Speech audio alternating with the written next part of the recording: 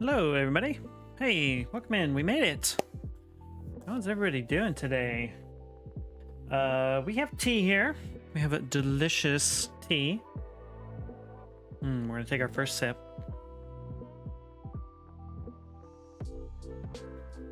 Oh, man, it's good.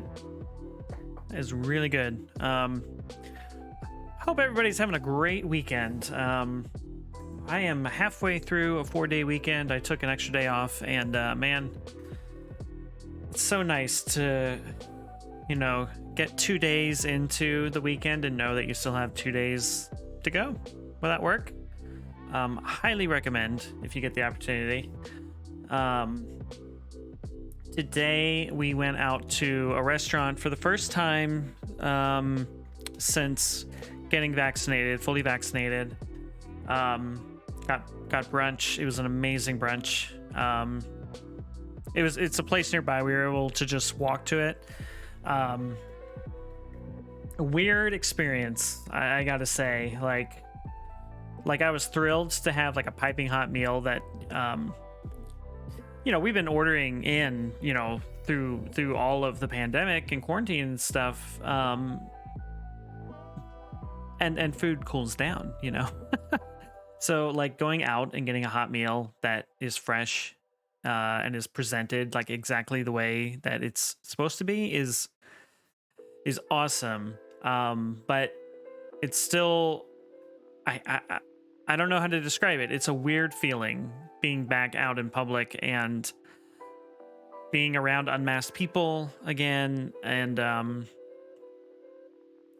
it's like I want things to go back to normal, but things aren't quite there yet. And it feels weird. Like you almost feel like, are people judging me for going out? I mean, I'm fully vaccinated. Like, this is like our reward for holding off for so long. But I don't know. It's weird. It's a weird thing. So I think it's going to be weird. And I think it's going to be weird for a while.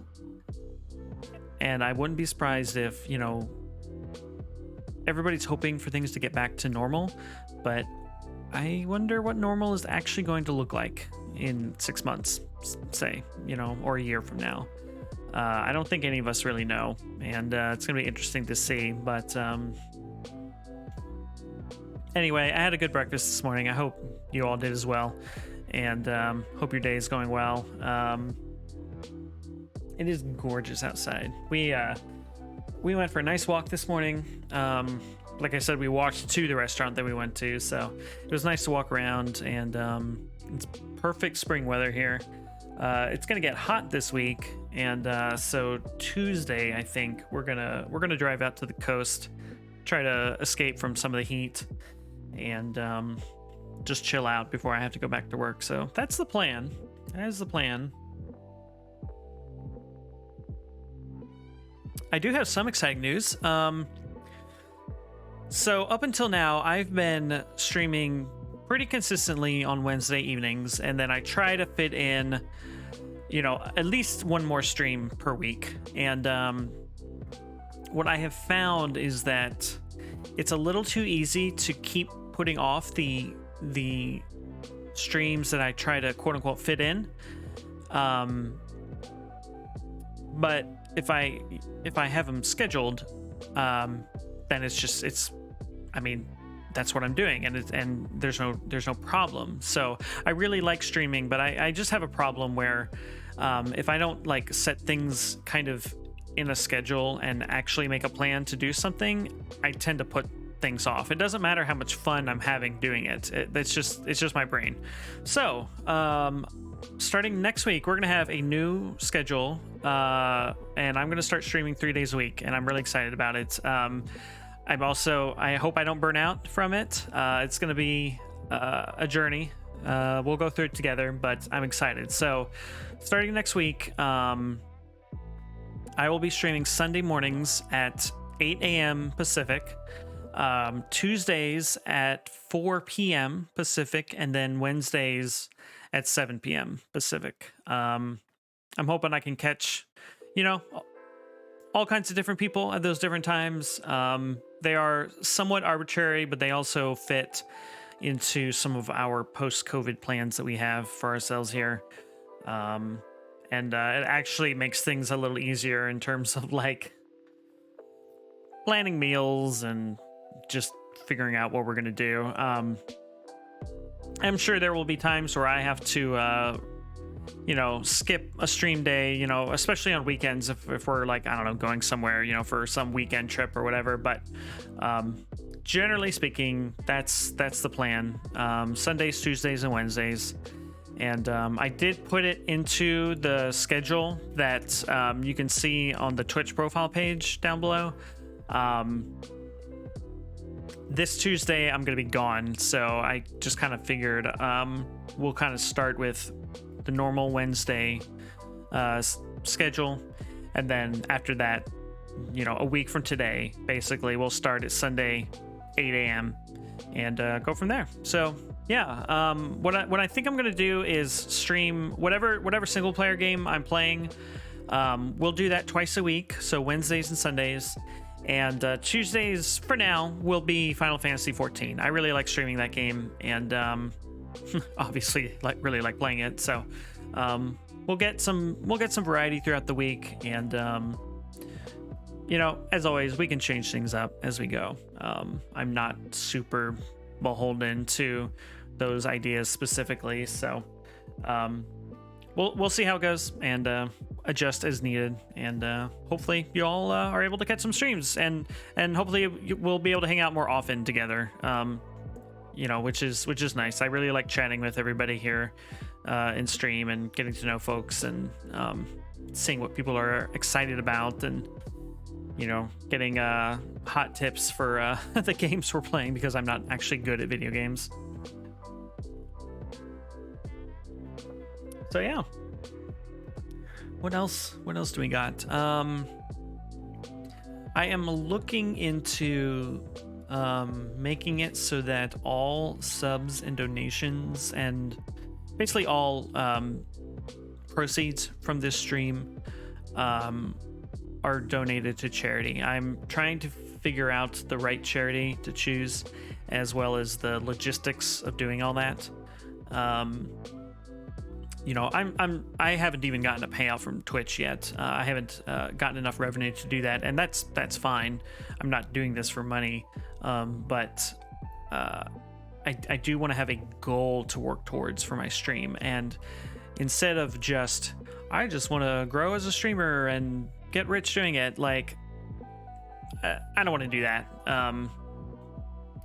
But if the goal is raise money for a charity that I can vouch for and am invested in, then that's a good goal, and I think that's a good path for me personally to go for. To go for. So I don't know yet when exactly that will be starting up. Hopefully in the next week or two. Yeah, probably closer to 2 weeks, just with the holiday and stuff right now. We've also got some family visiting here in a little while, so things will be in flux for a while, but that's the general plan and the general hope. That also means I'm probably going to start doing like charity streams, with the goals and rewards and stuff. I have no idea how to do these things, but I'm looking into it, and I'm trying to learn and research and all the good stuff. So yeah, that's the plan. Dan Talos, hey buddy, welcome in. Hey, I got your gift on Steam. Thank you so much, dude. I don't know if you got my message, but yeah, thank you. For those who don't know, Dan Talos here hung out in my tyranny streams and gave me a ton of info and advice and information and help, and so I'm very grateful to have him here. And we're going to be streaming Remnant from the Ashes once we finish Disco Elysium here, and another game that he is a big fan of. So yeah, so we're just getting started today, Den, but no, I'm looking forward to trying it. I'm extremely bad at Souls-like games. I have not finished a single Souls-like, even though I've tried like 3 at this point. So Remnant will be number 4. We'll see if this one sticks. And yeah, I'm looking forward to trying it. So we will try to get as far as I am physically capable of getting, and whether or not we finish it, you know, we'll see. We'll try our best. So yeah, once we finish Disco Elysium, Remnant is next. And since I am going to start streaming more often, hopefully it will not take as long to get to Remnant. I mean, I'm okay at shooters. Yeah, I mean, I can play them. So if it's just like a standard shooter for the most part, then I think I'll be good. We'll see. I'm not an expert, but do you know, does it control well with mouse and keyboard, or should I just plug in the controller and play like that? I don't really have a preference. I just, you know, third-person games I sort of associate with controllers. You use mouse and keyboard. Okay, cool. Well, maybe that'll be better for me. I don't know. Like I said, I'm okay at shooters. I'm certainly not an expert or anything. Yeah, you always use mouse. Okay, cool. Well, that works for me. So yeah, we are in day 2 of Disco Elysium. Even though we are on like the 6th stream of it. There's a lot of text in this game, so it goes slowly, but we're investigating the murder, we're investigating drug smuggling, we are investigating a cursed building. We are investigating so many things in this video game, and it's been very weird and very fun, so I'm looking forward to continuing. So I guess with that, let's go ahead and continue. Let me switch over here. There we go. And yeah, let's continue.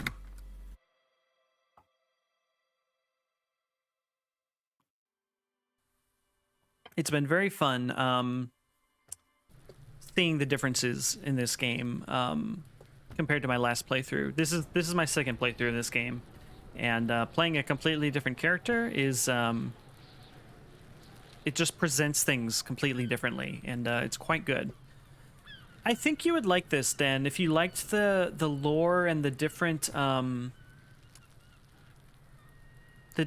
ways that things not necessarily can play out, but the way that things are presented based on your character. Your interior personality is a character in this game, and your brain talks with you, and different facets of your personality argue with each other occasionally.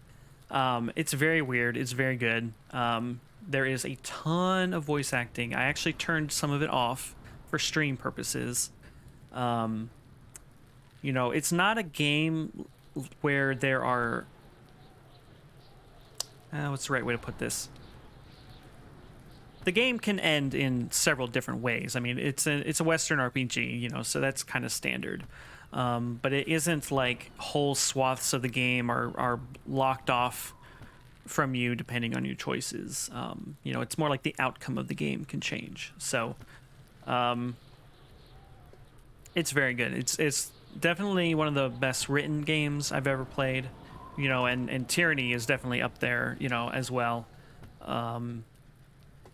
It's a weird one, but it's a very good, so I highly recommend it. I need to remember what we're doing here today. Oh, you know what I also need to do? I also need to get the Twitch integration going. So this game features the ability for viewers to kind of vote on dialogue choices and stuff in this game. But I have to enable it every single time we get going. So let me do that real quick. Let's right, here we go. So yeah, when I find an entertaining or interesting choice to make in game, I'll put it up for a poll here, and y'all can give me your opinions. And if you're watching on desktop, it should pop up with the poll. And if you don't, yeah, no worries, Dan. I told you like months and months ago that I actually had gotten it from Epic, but I mean, it's been months, so no worries. I don't know. Is there a different? Yeah. What I will probably do is pass it on to someone else who I think will like it. I don't know off the top of my head who that is yet, but yeah. but thank you again so much. I absolutely appreciate it, and I'm looking forward to playing it with your expert guidance when I finally get to it. So yeah, if you're playing on or if you're watching on desktop or iPad, I guess, you should see the little Twitch overlay for the game. You can look at my task list and my character sheet and all that good stuff. I mean, if you want to play co-op with me, I'm absolutely down for that on stream because I need all the help that I can get, probably. So I'll message you on Steam once I get to that point, and maybe we can work something out. But yeah, I'm looking forward to it. Okay, let's see here. Let me minimize you and bring you up. Okay, I think we're good. All right, let's play this video game, you guys. What are we doing? What are we even doing?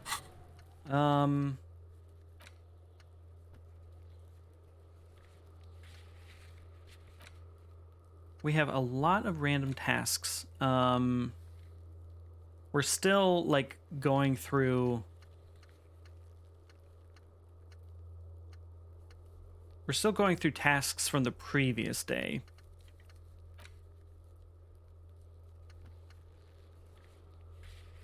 Did we equip the volumetric shit compressor? We were trying to inspect the body, and we had trouble doing it. We did equip this. All right, let's try to inspect the body. Again, we haven't. It's been a while since we. What did I just do? Oh no. Okay, I didn't mean to click that, but I think we're okay. All right, let's try to inspect the body again and see what happens. We puked our guts out last time. But right, we compressed our shit together. We got our shit together because that's what Kim told us to do, our trusty lieutenant. And we're gonna try to inspect this body again. So there he still is, looking right through you with his white eyes. The body below is entirely dedicated to that corpse smell. Emitting it is all it does now. All right, let's try letting go of our nose without throwing up. Yes, we did it. As you breathe in, the odor comes over you. It's a spell of the mind telling you to run, and your stomach to wring itself empty. With your hands at your sides and your eyes squinting, you stand in it. It's a puzzle. What's hanging in front of you is a puzzle of decaying flesh, tattoos, and tendons. Okay, so we are now able to inspect the body after puking our guts out the last time we tried. Okay, so do they always do that? They do after 7 days, yes. We're deep in decomposition here, right. This body's been hanging here for over a week, so it's pretty gross. Let's step closer. The man before you is naked, but for a pair of underpants and enameled boots. His skin is greenish, marbled with decaying veins, and blotched by lividity. A fading web of tattoos covers his chest and shoulders.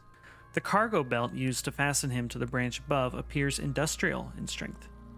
Interesting. Industrial strength belt. Interesting. Okay, let's take a look at the boots. The material appears to be ceramic. Its clean white stands in stark contrast to the decaying flesh above the knee. The man wore thick polymer socks, probably for padding. A fine array of interlocking plates covers them. Delicate and fragile, they feel alien to the world around you. Out of place, somehow.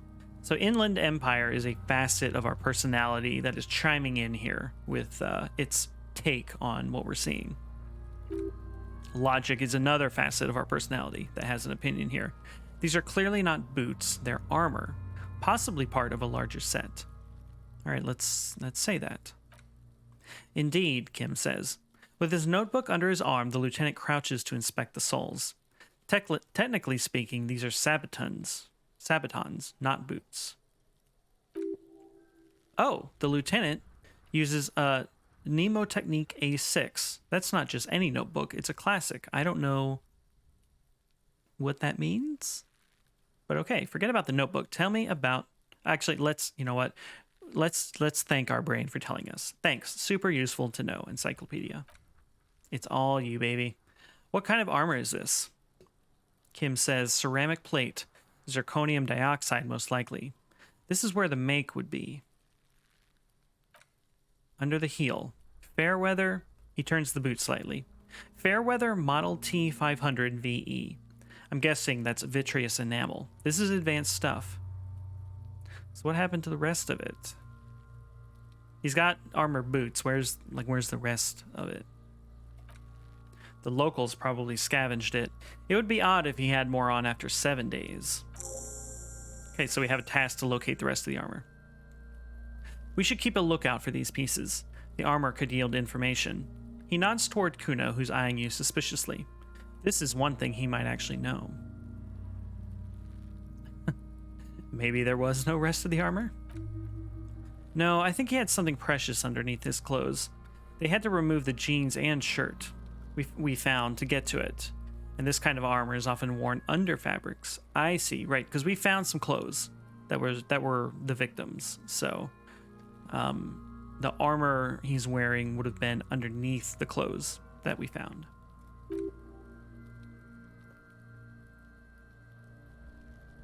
Well, what if they told him to strip before they hung him, to demean him? They usually hang them completely naked for that. La Puta Madre, the Mazda, the Besmertis, and the like. This one still has his underpants on. Fucking talking about underpants. Oh, Kuno. Alright, yeah, the material of this armor looks a little weird in this area. You know, this is a very poor, rundown area. It is. It's expensive. The lieutenant draws a line in the condensation on the ceramic with his index finger. We've requested similar material for our tactical units for years now. The constabulary has deemed it too costly. In that time, we've lost 6 men to semi-automatics. So how expensive is this? For a full set, about 4 years of wages. Holy smokes. For the northwest region of Revachol, an officer's average yearly income is 5,500 real. Ka-ching, baby. By ka-ching, do you mean... Let's not log them as evidence, let's steal them? I mean, you brought it up, Kim. No, that's not what I meant at all. Of course, he nods. The lieutenant nods often. It's part of his unplastic expression range, communicating both professionalism and sarcasm. This time, the latter. Kim is the best. He's the best character in this game, basically. So how could this man afford such expensive hardware? That's for us to find out. My initial report on the area suggests he was a security guard for the harbor company, but that's just hearsay. Yeah, what initial report is this you're talking about here? Just something I scraped together from my station. An area report on Martinez. I'm sure you did the same. Disaster Cop does not make preliminary reports. These do look pretty advanced for a security guard. I agree. This equipment is way beyond what a guard can afford. Let's knock on the boot. A small bell-like sound fills the air, like tapping on the side of a porcelain cup. The pry bar in your hand is itching for some action. Swing the pry bar at the boot. The metal connects with the same ding. The sound does not appear to get louder. The only difference is a barely audible click underneath. Sounds like the end of a long dice roll. The lieutenant cups his ear. Did you hear that? A click? Yes, like dice rolling. This is a kinetic redistributor. It spreads the incoming energy horizontally from plate to plate. When the plates connect, there's a click. That's the sound you heard. Sounds fancy. He points to the toe. See these lines? Faint organic lines cover the plates where they separate into smaller ones. These plates then divide into smaller plates until there are hundreds of them altogether. That sounds pretty cool, actually. Very, like, sci-fi, futuristic.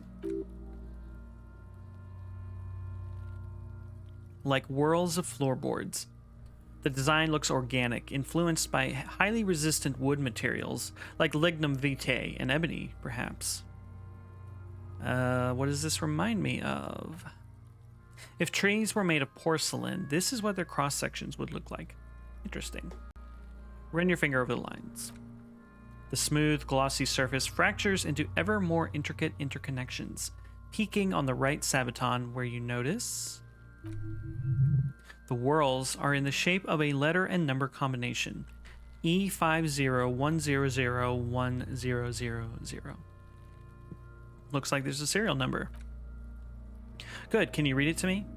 He tips the drying ballpoint of his pen on his tongue.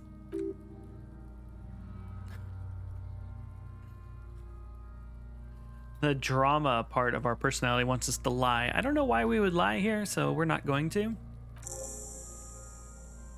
We have a make and a number. That's something. We can use the radio in my Kanema when we're done. Either station can chase it for us. Okay. Let's try to pull the boot off. The stench fills your nostrils. As you push downward, an ominous creaking sound comes from above.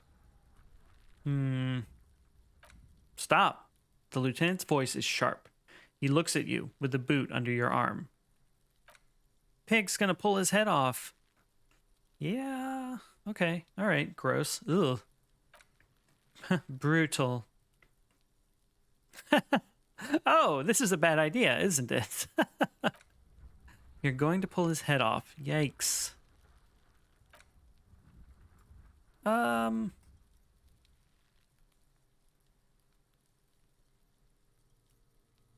gonna...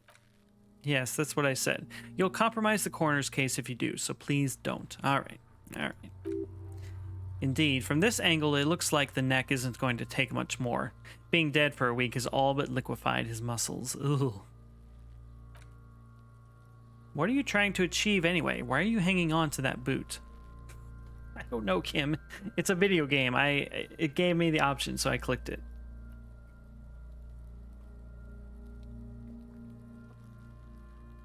Are we not detectives? There might be clues inside the boot. How many clues do you need? You already found the number. Besides, he taps on the boot. There's no way you're getting them off. All the organic matter in his body has been flowing down into the boots. They're fused to his feet now. Why do you think the locals haven't scavenged them yet? Ugh. You're sure there's a way to peel them off. But first, the body needs to be down. And second, it would probably be better if the lieutenant wasn't around. Okay, well, that sounds like a plan. Maybe we'll do that when the lieutenant is gone or asleep. The anticipation makes you crack your fingers. Feels nice. Nice and cracky. So what's going to happen to the boots if, say, we weren't going to pull them off? Processing will take care of them. With the situation in the morgue, it will yield nothing. But we must pick our fights. He looks toward the boots. Should we continue?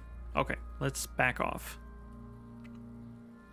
The cadaver slowly twists on the cargo belt, his torso covered in tattoos and extremities blotched pink and blue. All right, let's take a look at this industrial strength belt. The hangman's knot is pulled tight by the weight of the corpse below. Yellow, hard-edged polyester cuts into his neck. Above, a sliding buckle ties the belt to the branch. This is a steel-reinforced cargo lashing belt, big brother of the regular cargo belt. It's used for tying cargo under 6-rotor airships. Kim, don't ask me how I know this, but this is a lashing belt. Airlifting. I thought it was used on lorries for strapping cargo to them. My brain tells me it's for air transport. He nods. The local harbor uses 6 rotors to shuffle containers around. I get the sense they use whatever was on hand without paying much attention to not incriminating themselves. So we're assuming dock workers from the harbor did this? The brief suggested as much, politically motivated by the ongoing strike. Did you not get a briefing? Well, Kim, my past has undergone total annihilation. Nothing remains. My mother, the love of my life, certainly not a briefing. Kim says, okay, you should ask me for one the first moment we get. Okay. I guess we've been playing for like a week now, and this is the first time this has come up, but okay.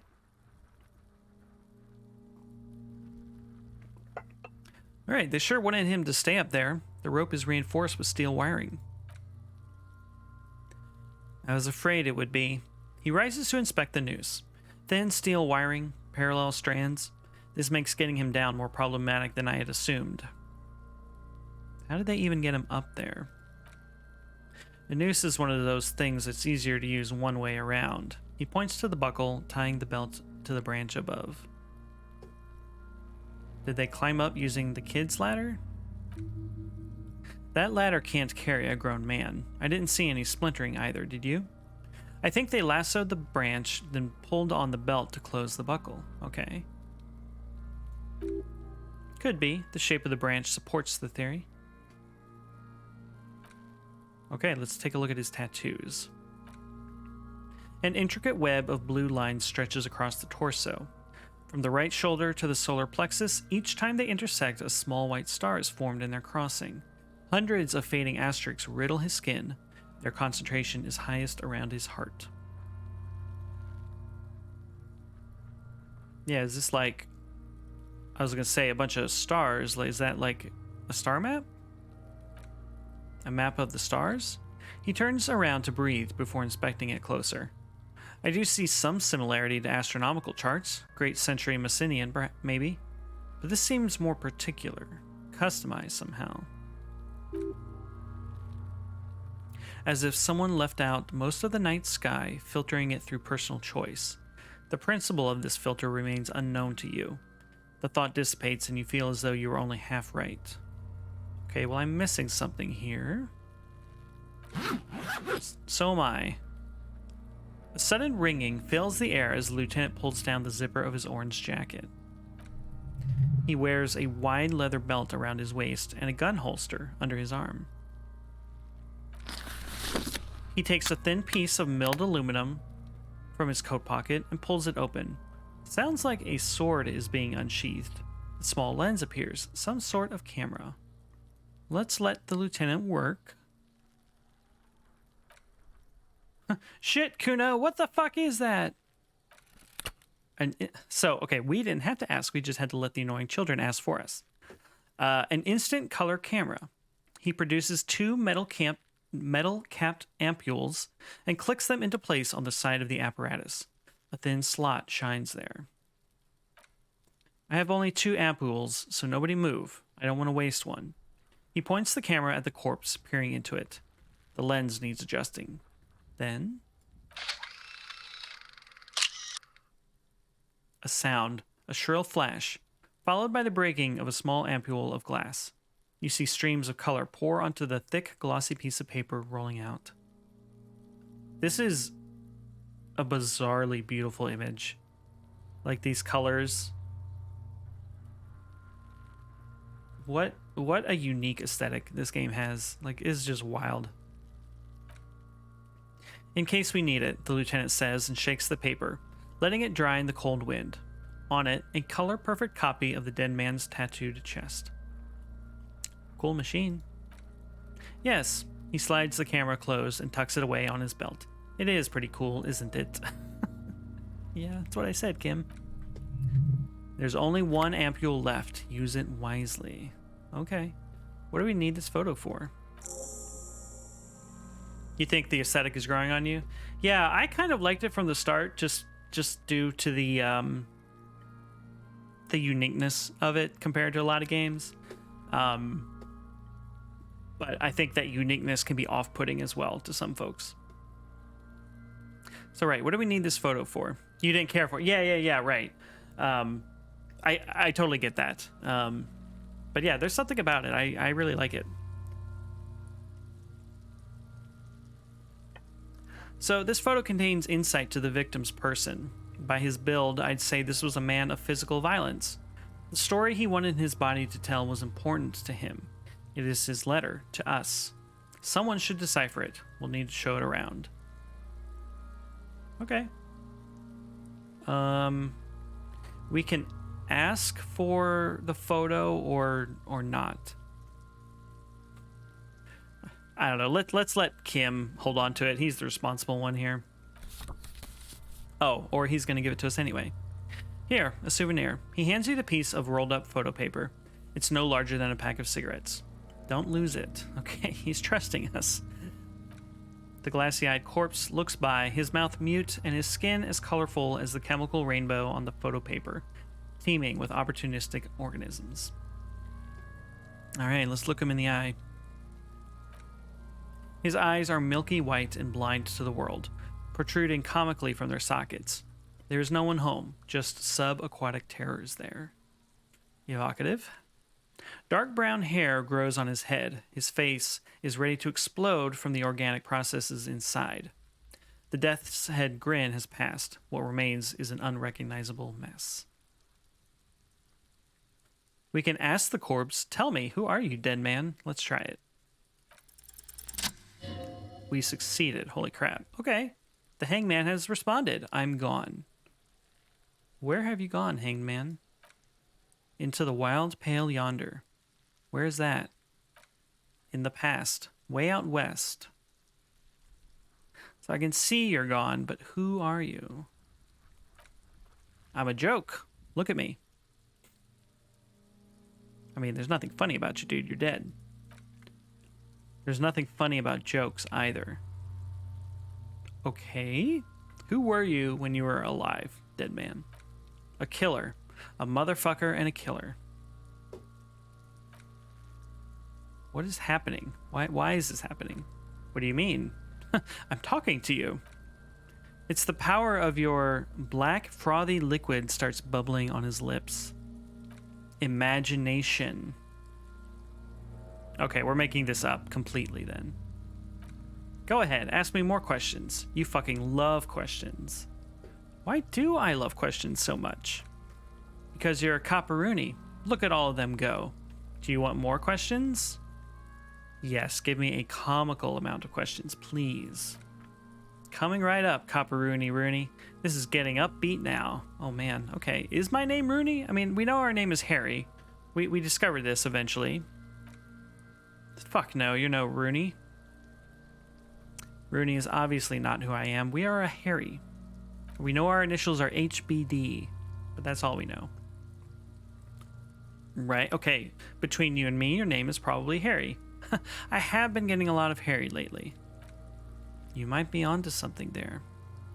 Why do I feel like I've forgotten something terrible? Right, so last stream, we found a letter in our belongings, presumably from a previous lover or wife, we don't know. Our character read it and had a complete mental breakdown. There is some serious trauma in his past. We have not unraveled it all yet, but there's something lurking in the background. Because you have forgotten something terrible. So who killed you? Love did me in, Brother Capo. It was love all along. All right. Can you ask me a question? Sure, Lobo, I can ask you a question. Why are you doing this? What? Looking at my face, motionless, looking into my eyes, standing here. Why are you investigating my murder? Okay, maybe we'll put this dialogue choice up to a vote, you guys. The choices are, I don't have anything else to do. This case is all I have. We can say, because Kim told me to. Or, maybe this will lead to something indescribable, unforeseen, miraculous. So I'm going to put the poll up. Y'all can choose the response or just put in chat what you want. But I'm curious what you all would choose, given the opportunity. I think I know what I would choose, but who can say? Okay, well, we're going to go with number 3, I think. Maybe this will lead to something indescribable. Ha! The clown lips on the corpse appear to smile. The face rotates before you, slowly. Something is on its way, something hidden. It's coming. A miracle from the northwest, and it's almost here. You can feel it in the air on your hands, the cold spring air smoothing them over. Well, that is quite portentous. I love it. I'm also a little unsettled by it, but that's okay. Yeah. I don't think I want to insult the corpse. It seems friendly enough, you know, as corpses go. So, all right, enough. You can come back and look into this face anytime you want. Ask me your little questions, freshen your memory. Create associations, remind yourself of your mortality, Capo Lapo. Okay, squint and take a step back. As you narrow your eyes, the monster before you blurs into a violent mess of green and pink. This is a trick. You've done it before. Pink is where the blood settled in the first hours post-mortem. You can use it to see if the corpse has been tampered with. Does his position at the time of death match to the discoloration? Ah, interesting. Let's observe. Only the lower extremities are pink with a dash of blue. His fatted hands, thighs, and his neck just above the noose. The rest of the corpse appears dark green in the cold spring air. Let's point this out. I see it, Kim says. He adjusts his glasses. His neck, too. The lividity goes right up his chin. We have good, well-pronounced discoloration here. Let's relax our eyes. The monster comes back into focus. An explosion of color, coursing with dark marbled veins. His stomach appears pregnant with something. Black liquid streams down his thigh and onto his boot. Ugh. So, what do you think? Kim asks. I think he was upright after death. Let's go with the scientific approach. Agreed. He points to the belt. Especially on the neck, the belt acted like a tourniquet, keeping the blood in his head. The hypostasis supports a hanging. Okay. You would still like the hypostasis marks in the neck to be a bit more pronounced. So we're thinking maybe he didn't die from hanging? Is that what we're implying here? Because for some reason my brain would like the pink to be more pronounced, especially in the neck. Maybe it looks faint to you? He leans closer, covering his nose. It could be more pronounced, actually. Dumen note. I'm sure I did not pronounce that correctly. Could it still be he was moved after death? There's always a chance. We should check for ligament marks on his neck to see if they are in tune with the belt. We'll have to get him down first. Well, let's point out the fact that he's leaking black stuff out of his body. A pool of blood and feces has eaten into the frozen mud below the man's feet. Purge liquid is dripping into it, drop by drop. Ugh. The victim appears to have contained no more than half a kilogram of digestion at the time of death. Okay, is this what happens when you die? You poop? The fuck he's saying? Kuno asks. Talking about shit. Okay, maybe he... Oh, we got lucky because it would smell worse. Is that what he's saying here? We got lucky. Let's go with that. Did we? I don't feel lucky. That's true. He's beaten up. Do you see the bruises? I do. Most of them are post-mortem. Maybe even all of them. The delinquents have made our jobs harder with their little sport. The kids have been throwing rocks at this body for a week, so yeah, I guess that makes sense. Stop talking in riddles, coin slot. Coin slot? What does that even mean? He means you fucked him up good, Kuno, the girl yells. Fucked him up brutal-like. I think he's dead, Jim. I agree. His personality is no longer a part of the world. Totally dead.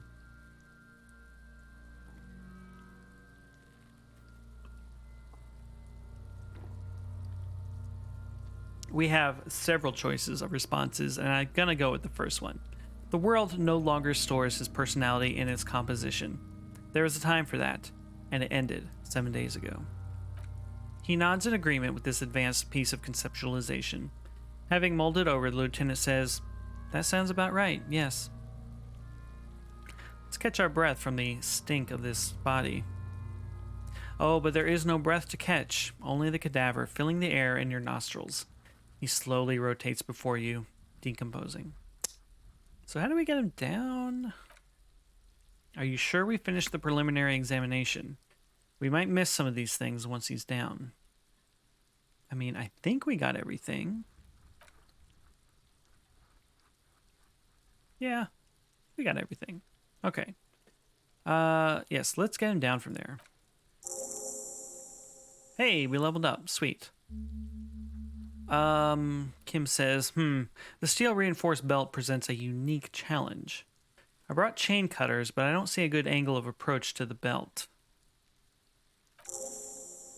The cadaver is a good 1.2 meters up. Neither one of us can reach the belt without assistance. And even if we do, there's a question of cutting the airship's strength material. Can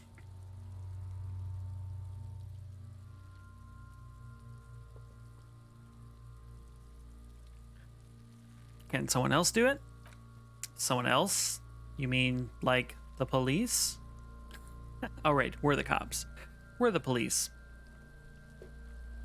You have a point there, Kim. Sadly, yes. The whole RCM is out there right now, doing the exact same thing we are. Are we in a rush to help them? Not with this on our hands. I know it's hard, but I assure you, the others won't come to help us. And we have a growing sanitary concern here. We need to get them down fast. We could saw the branch. Climb up there and saw the branch. Yeah, it seems dangerous, you're right. There has to be a less risky way, with less falling down off trees. Maybe we could shoot him down. Yeah, the enthusiasm is unrestrained. Bang bang time, pigs, shoot his head off. The lieutenant remains unaffected. How? Where the buckle ties the rope to the branch. That's a good spot to aim. Our visual calculus has calculated for us. Let's point to it. The buckle holds the belt together. Where? He corrects his glasses. Ah, yes, I see. If the shot hits that, there might be a chance to release the belt. Yeah, now we're talking. Entertain the Kuno with some shit.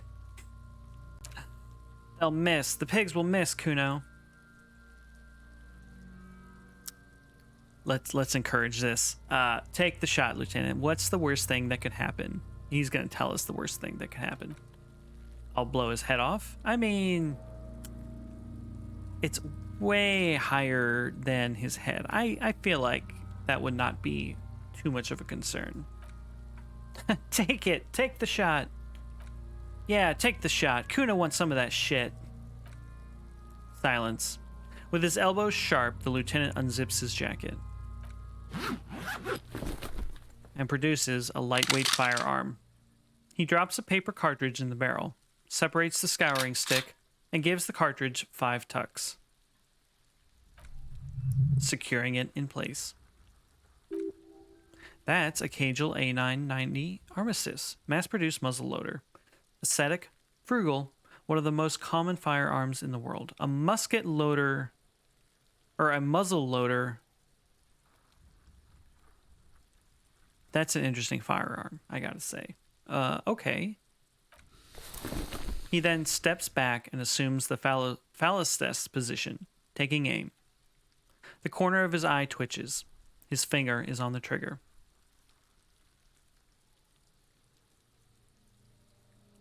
Okay, I'm going to put it up to a vote. What are we going to say to Kim here? We can say, easy does it, partner. Shoot that motherfucker down, or say nothing. Let me know what you want. I'm not entirely sure what I want, but I'm kind of boring, so... Okay. I think we're just going to say nothing. Let's let Kim handle this on his own. He's gonna fucking The kid's voice is drowned in a shrill blast that echoes off the walls of the surrounding tenements. A cloud of smoke slowly parts in the air as the lieutenant steps back and says to himself, God damn it. A lot of things were wrong with that shot. The phallus test was the wrong choice. His shoulders were raised, but above all, he cannot trust his eyesight. Fucking idiot. Molkupa asshole. Kuno could have hit it easy, but then Kuno's not fucking handicapped, is he? It's alright. Let's try again. It's alright, Kim. No, we're lucky as it is. We didn't break anything, and the victim remains uncompromised. He looks around at the windows overlooking the yard. Any more mistakes could put us in an unfortunate position with the locals. We have eyes on us. I didn't do us any favors with that. Alright, it's okay, dude. It's alright. Kuno's sorry, too. Kuno feels sorry for the binoclard. I don't know what a binoclard is. The lieutenant doesn't say a word, just looks at the gun in his hand. Alright, what now? I have to say, it's beginning to look unlikely we can get him down without assistance. You know, you don't feel like too bad of a shot yourself. Let's try ourselves. Can I have the gun? I should try. It's bad as it is, us shooting firearms like punks. He pauses, then shrugs, and proceeds to load the pistolet. All right. Go ahead. I'm not stopping you. Just don't lose it. The piece shines in his outstretched hand. Oh boy. They only have one gun. Probably not information we wanted the local riffraff to know, but okay. This is the sorriest pair of pigs Kuno's ever seen. Yeah, take it, you fucking banana poika. Take it and shoot yourself in the mouth. Let's feel the weight first. Let's get a sense for it. The cold piece of bakelite and gunmetal is surprisingly light. Your finger fits right through the guard, instinctively resting on the trigger. You've held this, an A9 Armistice, before. At some point, it probably used to be your choice of firearm. It still feels comfortable, like you never laid it down. The fuck are you waiting for, Kuno? Tell him to shoot himself in the mouth. Alright, let's point the gun at the belt. The buckle comes into focus in your sights. You stand with your feet planted firmly in the ground and your left hand supporting your gun arm. Why don't you just shoot yourself in the mouth, she hisses. At least you won't miss. We have an even shot. Oh, we can point the gun at her. Ooh.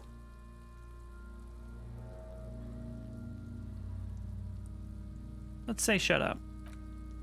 Or what? You're gonna fuck me? Her voice is almost a whisper now. You wanna fuck me, pig? Is that what this is about?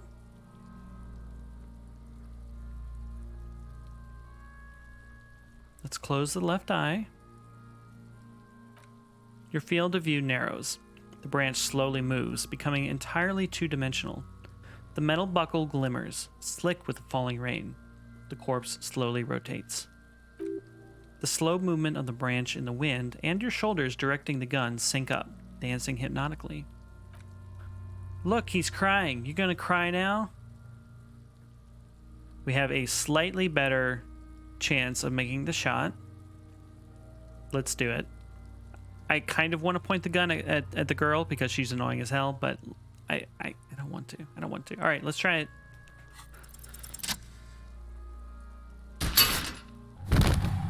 We did it. We did it, you guys. The buckle explodes into tiny pieces, coming loose with a whir. With your hand numb from the recoil, you look at the body slumped down. For a moment, the man appears to kneel in front of you, looking straight at you, helpless, trapped within itself. Who killed you? Communism killed me. Okay, sure.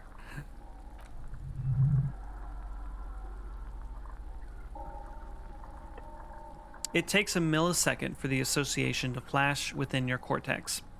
You have no idea where it's coming from, only that it's right. Then the rigor in his muscles gives up, and he smashes sideways into the spring mud, letting out a horrid stench.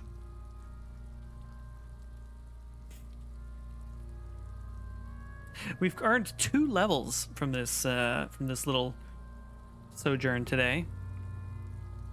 You've been policed. Ace is high. The lieutenant raises his right hand, waiting for you to slap it. Aw, Kim. The ace is high, a custom invented by the aerostatic brigades during the Revolution, is used to celebrate success in Revachol, especially in sports. The gesture is spread across the world despite the defeat of the revolutionaries themselves. Fascinating. You could add an ace's low to it if you like, by turning your back after the high and waiting for another. We're going to do that. Let's give him ace's high and wait for an ace's low.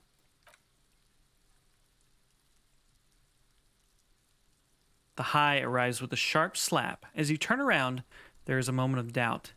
Feels like that low ain't gonna connect. Chill. It's gonna connect. It's gonna happen. Then it does, and with furious precision. The lieutenant is not one to leave an ace's low hanging. This is so good. Kuno. Look, what if we were gay? Would you have a problem with it? Kuno cracks with laughter. Sounds like someone strangling a seagull. It's clear he enjoys himself. I knew they suck each other off. Whatever, Kuno asks. Maybe I should have pointed that gun at her. Alright, what now? We will perform a field autopsy and determine the cause of death. But before... Excuse me. He needs to turn away from the corpse. Slumped on the ground like that has not improved the way the corpse smells. The fall seems to have released something deep inside it. Oh, God. It looks like I feel like taking a break from the stench. I'm sorry to interrupt the jubilations here. Just a little breather before we do the autopsy. Okay, let's give him back the gun. In the meantime, we should try to interview Everard Clare, the leader of the Union. Excuse me. Harbor property was clearly used in the hanging. He points to the belt. The harbor just east of here. Getting in might prove a challenge, though. Yeah, we've run into that already, for sure.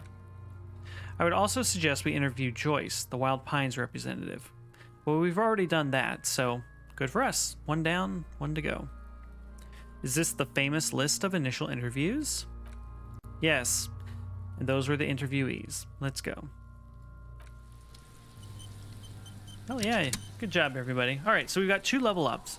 We're gonna unlock a new thought slot. Just to give ourselves some options here. And then which thought do we want to, like, you know, internalize?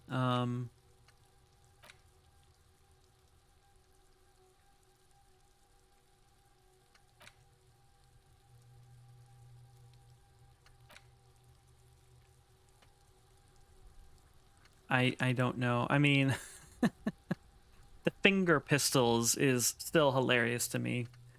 Jamais vu derealization. What is this again?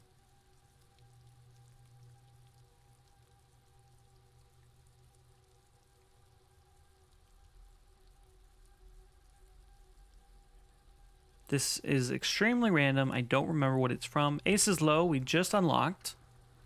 Temporary research bonus, +2 empathy towards Kim Kitsuragi. I feel like that is absolutely the thing we should choose.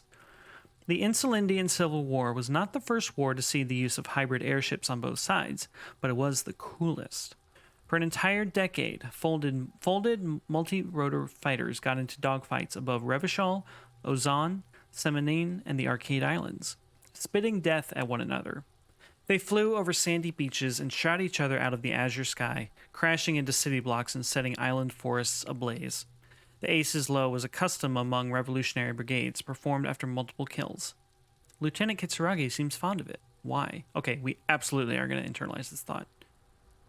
So this will take a little under 3 hours of in-game time. And we still have another level up point we can use. So the question is, what do we want to put that towards?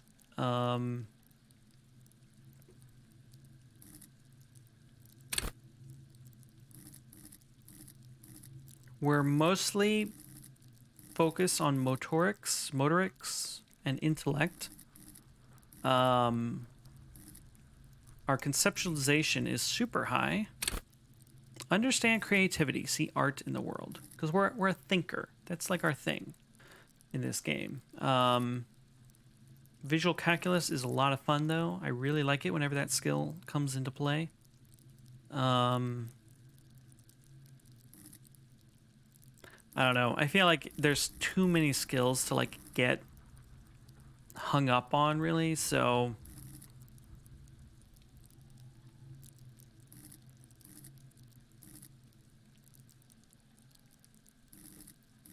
Gosh, I don't even know. Like, I say that, and then I continue to get hung up on stuff. The game doesn't present, like, your level. You know, like you level up, but I don't think there's anywhere where it says like you're level 5 or whatever.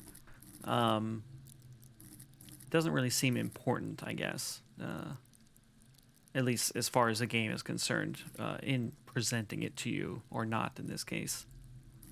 All right, let's just boost visual calculus again. Why not? Okay. So what do we have here? We have the photo of the body. Right. Okay.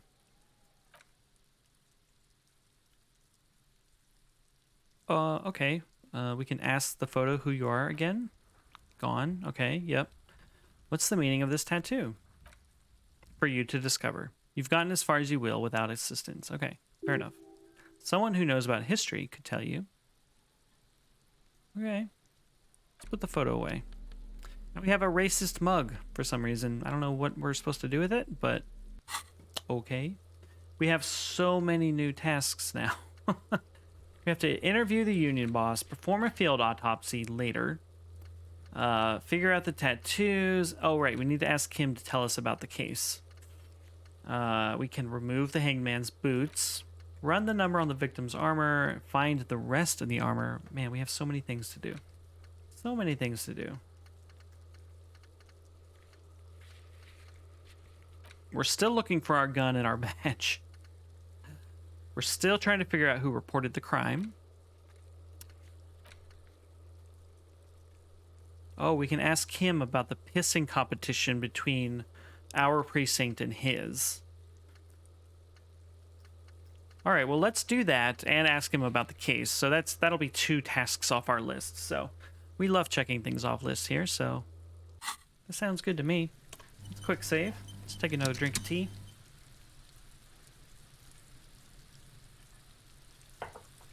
Yes? Tell me about the case again, Kim.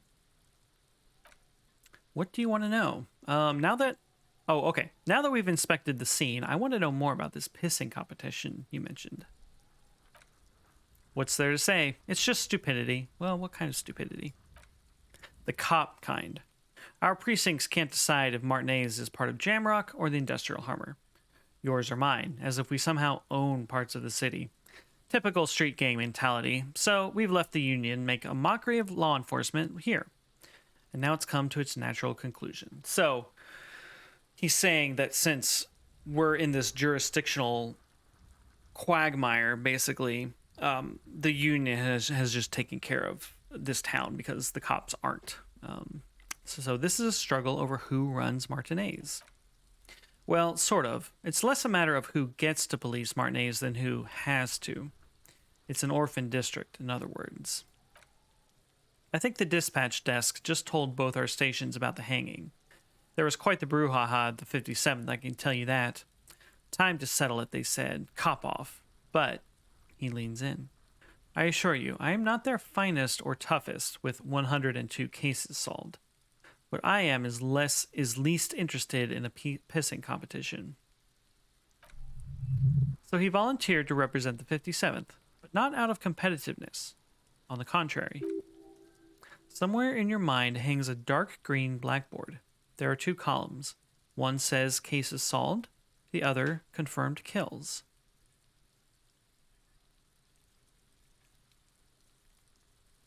Okay, let's close our eyes. The rows are endless. Look for Precinct 41. Jean-Vic Mamer, Judith Minot, a special consultant. What was his name? Then the rows degrade into green nothingness. I don't know what that means. I don't know what this whole encyclopedia vision was that we just had.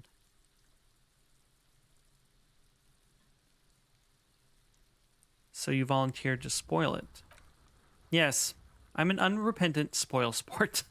The lieutenant appears pleased with this. All right, interesting. We're going to say, for some reason, I thought you had 104 solved cases.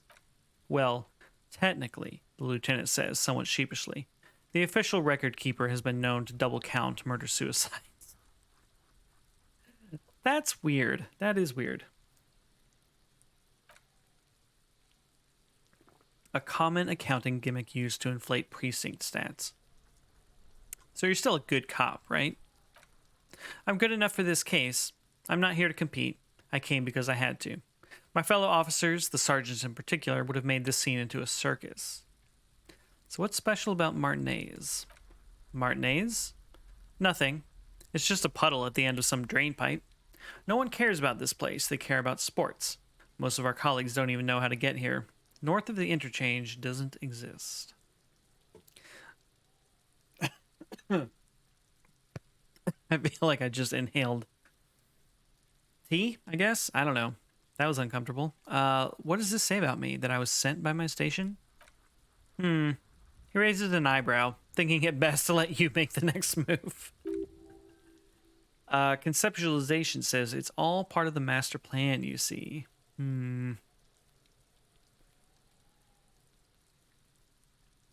We're going to keep going with the apocalyptic doom saying because it's funny.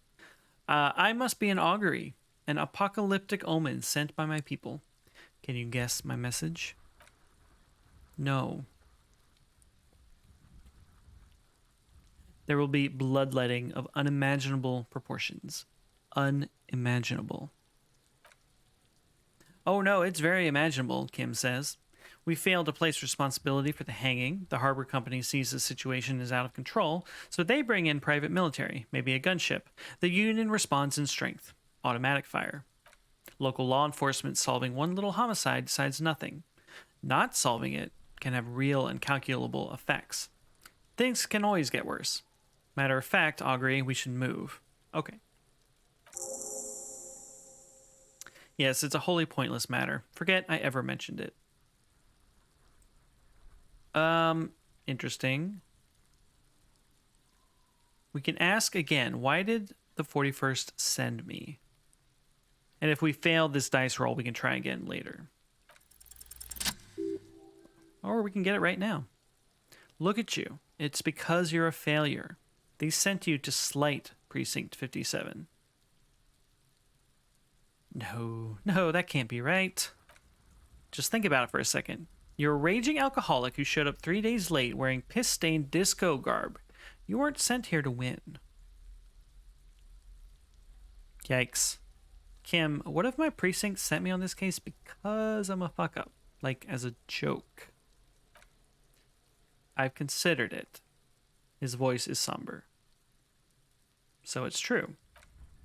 It would be immensely ugly of them, not to mention unprofessional. But I also think it's somewhat unlikely. Why do you say that? I checked the records. This jurisdiction dispute, who polices Martinez, reaches back to the 30s. It's as old as my station. And all this time, we can't decide who gets Martinez? I think, yes, both stations would prefer a win. Ha, so you are their finest. I am the finest of nothing. Then do you really see me as a safe bet? Safe? No. But you're old. You made it this far. Something has brought you through. We've only just started working together, so I don't know what it is yet, but it's there. Thanks, Kim. So no, I don't think they sent you as a joke, and even if they did, they are in for a surprise. Dude, this guy has our back. We love Kim. Okay, tell me about the case again, because we still have that task to do. What do you want to know? Literally anything about it. Yes, the case brief you missed. Now I remember. Brief. Yes, that sounds good. Take a sip of our tea before we read this paragraph text.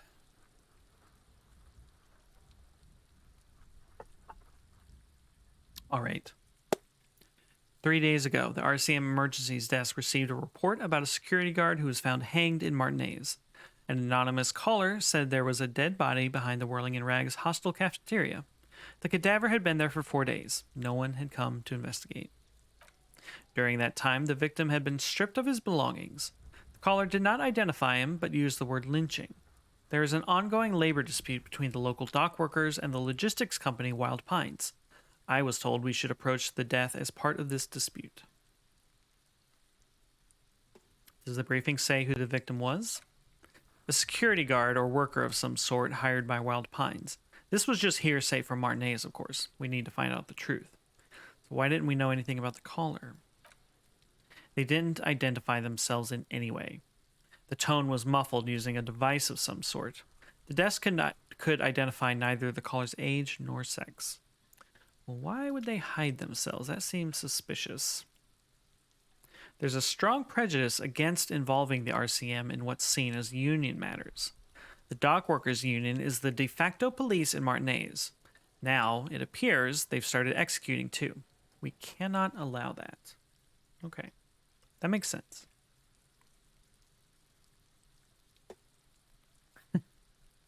Let's make this perfectly clear. Our job here is to find the killer. That's right. Okay, great. Another task checked off the list. We love it.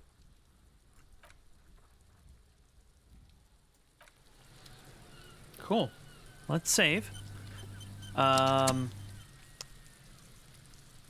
sounds of rain are still here, and yet it seems like the sun has come out. Okay. Okay, let's go back to our car, and we're gonna run the number on this on the serial number that was on the armor. Seems like a good thing to. Oh, actually, let's ask Kuno about the other armor, because we're trying to find the rest of the armor. Does Kuno care?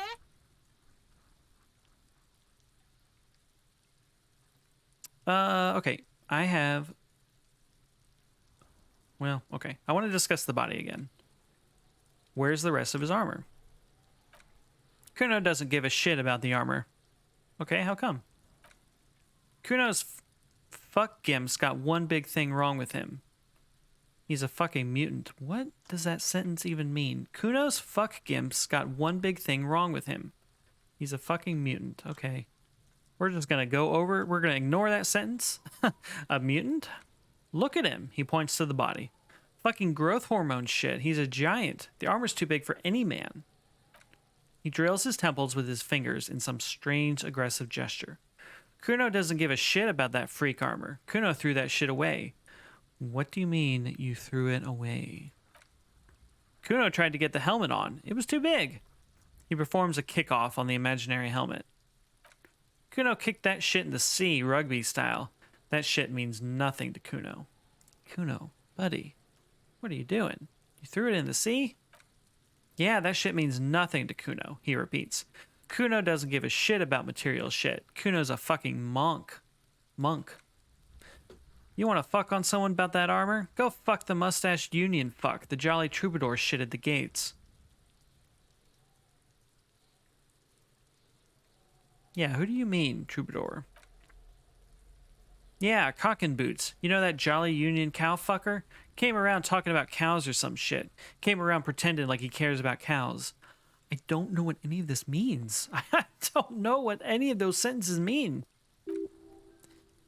Yes, you met him at the gates. The one with the boots and the jolly smile. Oh, the guy sitting on the stairs. Okay, all right. You mean Manana? Yeah, he's the one you want to talk to. He's fucking crazy about that armor shit. Coming here, pretending like he likes cows, trying to catch a peep at Kuno's armor. Curious, my liege, why did Kuno feed you this information? And you're just telling me this out of the kindness of your heart, Kuno? Yeah, Kuno's doing charity today. Kuno Day. Kuno feels sorry for you two loser pigs. Kuno's doing pity now. Still seems suspicious. You may have it in for that guy. Or you might be paranoid. That is also a possibility, sire. I love that the drama facet of our personality keeps calling us sire. We are the royal we here.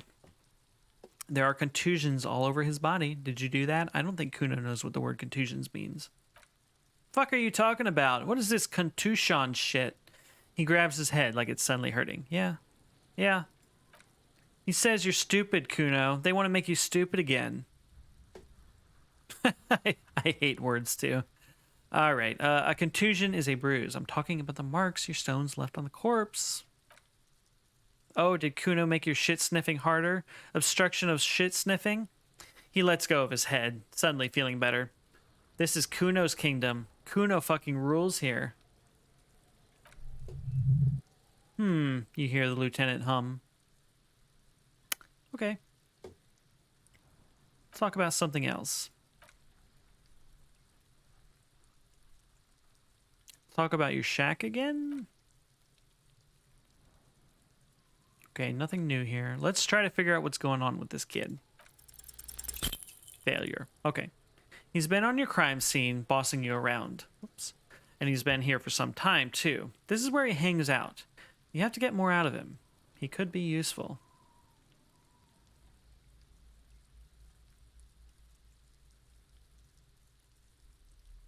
Kuno, City of Rage, Night City? What's going on there? I'm intrigued. No! The evil shit behind the fence hacks like she's coughing up a furball. You told him about it, and now he knows you're lame. The city's not fucking lame. You are lame. Kuno's tired of defending Rage City from... He waves his hands in the air. Just fuck off, all right? And fuck you, too, he adds, turning to you. Putting Kuno on the spot like that. Kuno doesn't need to fucking explain his shit. Kuno's king. He rules here. Fuck did you want? Explain himself? As if explaining some kind of work? Some kind of avant-garde work way ahead of its time? Our conceptualization personality is saying weird things and I'm not following. But okay, I'm intrigued. You must get to the bottom of this one of these days. Sadly, it's unlikely to happen today. All right, so maybe later we'll be able to try this again. All right, let's head to our police car and try to call in this this serial number here. Still can't get the walking speed to be consistent. Okay. Tap on the fuel preheater gauge. I don't know why this is available now, but okay. As you tap on the gauge, the indicator pin jerks as if startled. It's in the large orange sector, indicating the engine is warm. Next to the gauge is a red switch labeled heat. Oh, this is about the headlights. Okay, never mind. All right, let's pick up the radio. This is Precinct 57. How may I assist you? Could you run a serial number from a pair of armored boots for me? Sure, officer. What's the number? And the make of the armor, if you know it. Okay. Got it. I'll contact the ICP database immediately. Call back tomorrow. Hopefully they'll have dug up something useful by then. Okay. ICP, the International Collaboration Police, is an interstellar law enforcement service. The crown jewel in the moral lantern diadem, alongside EPIS and the coalition government. Well, that's a lot of words.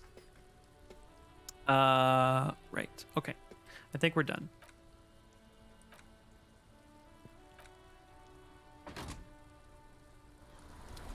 Okay, what's next, everybody?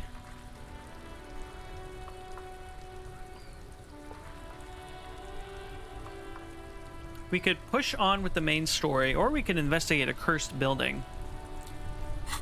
Not sure. Well, okay. Let's go ask about the armor. We're following this armor thread basically for now.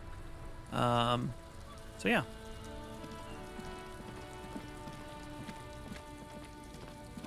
Keep running. This is our guy.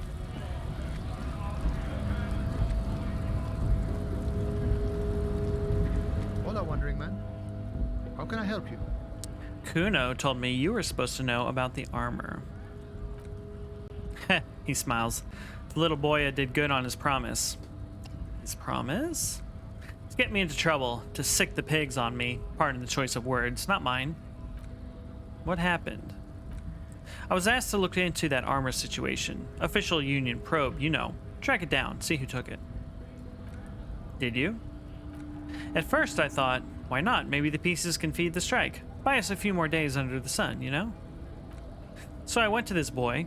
He said he'll make me his prison bitch. He's got eyes everywhere, cops in his pocket, and he's the king of Jamrock. Serves me right for doing menial footwork. I dropped that probe right then and there. And it still got me into trouble. He smiles. One bad move is all it takes. So Kuno used us to, what, scare you? It's a minor nuisance. It's all good. He contemplates taking a swig from his flask. So what did you learn from this probe into the armor? I learned that people don't want to talk to a drunk union man about some armor. Okay. What else? Not much. Technical stuff mostly. That was the interesting part. Like what? I did some research into this armadura. Let's say I have friends at the library, he explains with a wry smile. I didn't get into the material science, just how it comes off.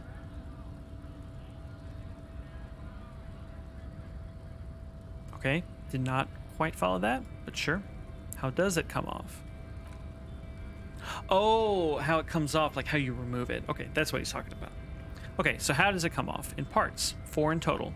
The helmet was the first to go. The kid says he tore it off and kicked it into the sea. I believe him. The boots are still on the guy last I saw, too hard to remove.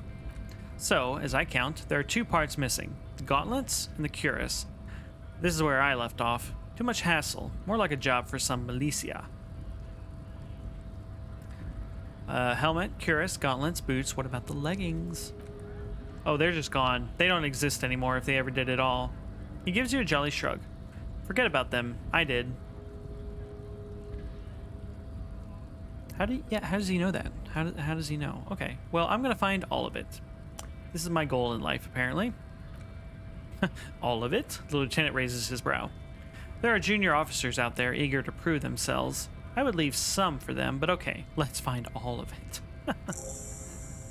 A Mesquis epic then, all around Martinez. He glances south where the canal runs. I hope it will be a real bonanza for you. Thanks for your cooperation, sir.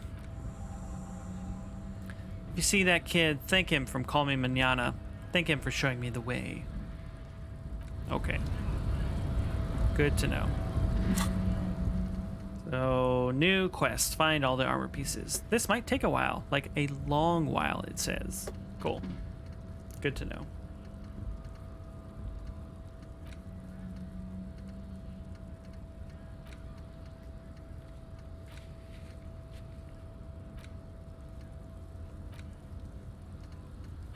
Looking for a ball? You know what? Let's try to get past the harbor gates since we're here. Let's just go ahead and do that. We're gonna quick save, absolutely, right here. And we're gonna walk up here, talk to this crazy racist, and see if we can get past him or whatever. I don't know. The unpromising race pupil returns. Do you know anything about this racist mug? He does not so much as glance at the object. Do you know anything about it? Stop showing me your pathetic cup. I have no interest in it. He had nothing to do with it, apparently. All right. Why are you not with the Hardy Boys in the hotel? I am not the first line of defense. I am the last. In addition, these so-called Hardy Boys are an effeminate clique of bodybuilders. Their company is spiritually degrading. Okay, then. You pick up on something artificial in his tone, like he's putting on an act. This is unlike him. He's usually more himself. But you're all part of the union. The Hardy manlets are on the pay of the company. I answer to the union alone, and I do this out of race heroism.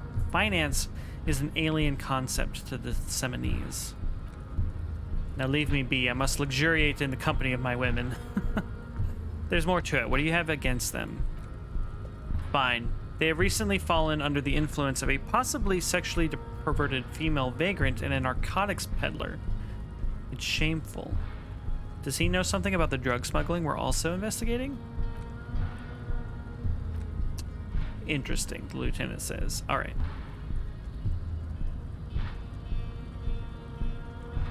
All right, I think I know what the race enigma is. And? Oh God, okay.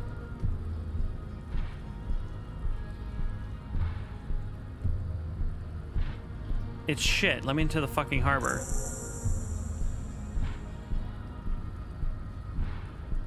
Okay, well, we got some XP for it. Look, babe, the disco dancing degenerate has run out of cocaine to shoot into his arms. This has made him short-fused and impolite. Underneath the posturing, there is dread. I mean, that's basically true for all of us. Coca has really fucked him over, Jean. The little woman looks half bored. He turns to you. Impotent subject of pop culture, I take pity on you. You clearly want to enter the harbor bad, like a little boy wants to go on the potty. I can press the button for you. It will open the door. I mean, that's all I wanted. Really? That's it? Very well. You may enter the door once. He punches the emergency button with his fist. Our race conversation here has concluded. Weird. Finally, Lieutenant impatiently gestures toward the door. Let's go. All right.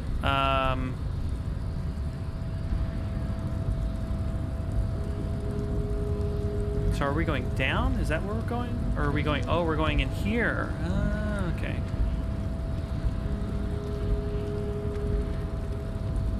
All right, this is all new stuff. Got new places to explore.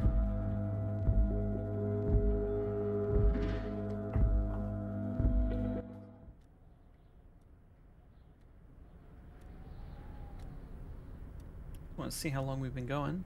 Oh, about an hour and a half. Not bad. Okay, lots of new stuff here. All right, let's look at it all and see what we see. Every worker equals member of the board is written at the top of the flyers. And at the bottom, the union logo and demand democracy. This is a Dewey typewriter. The model name is on the back. Okay. We have another postcard. Okay. What do we have in here? Oh. Office shades. Nice, nice. We're currently wearing flip-up glasses. So we could add +1 to our visual calculus, which we've been putting points into. I think we might do this, you guys. Look at that. Looking like real badasses here. Okay. And what do we have in here? More drugs. We like drugs. Okay. Someone left the coffee machine on. Unprofessional. Come on, video game. Okay. A standard office file cabinet. The drawers seem to be locked. Interesting. On second glance, someone has forgotten to properly close one of the drawers. It's unfortunate for the union to just leave their paperwork lying around like this. It's true. Let's open the drawer. The drawer opens smoothly. Inside is a well-organized selection of brown folders. Let's look through them. Hundreds of documents containing logistical data. Two kinds of transactions stand out. Materials coming into Revachol from the outside world, from Mundi, Grad, and even Ilmara, and the same materials being handed over to companies inside Revachol. Quaron, Coal City, La Delta, and Jamrock are listed among the many districts where the imports are being sold. It's hard to make sense of this thicket of company names, dates, quantities, and percentages. You try to focus, but the lines are getting blurry. Let's force ourselves to go through the folders. Whatever's hidden here is hidden well. Concentration isn't enough. Only a trained accountant with a background in logistics would be able to really make sense of it. However, there is a little handwritten note stuck on the side of the drawer. Let's take a look. It appears to be a to-do list written in large, uneven capital letters. Remember, Leo, Everett's shoes, special whirling borscht, water Everett's plants, sweep the office floor, more banners. All items on the list have been crossed out, and the note itself is crumpled. Look, Kim, a to-do note with a list of errands for Everett. Everett Clare, probably, the head of the union. He inspects the note. One of his aides must have left it. Nothing incriminating here. Let's take another look. Just in case. Okay, nothing important. All right, so we're done there. What are you? This is book La Fumée, Volume 1, Number 4. All right, let's take a look. The leading intellectual organ of Martinet is communism.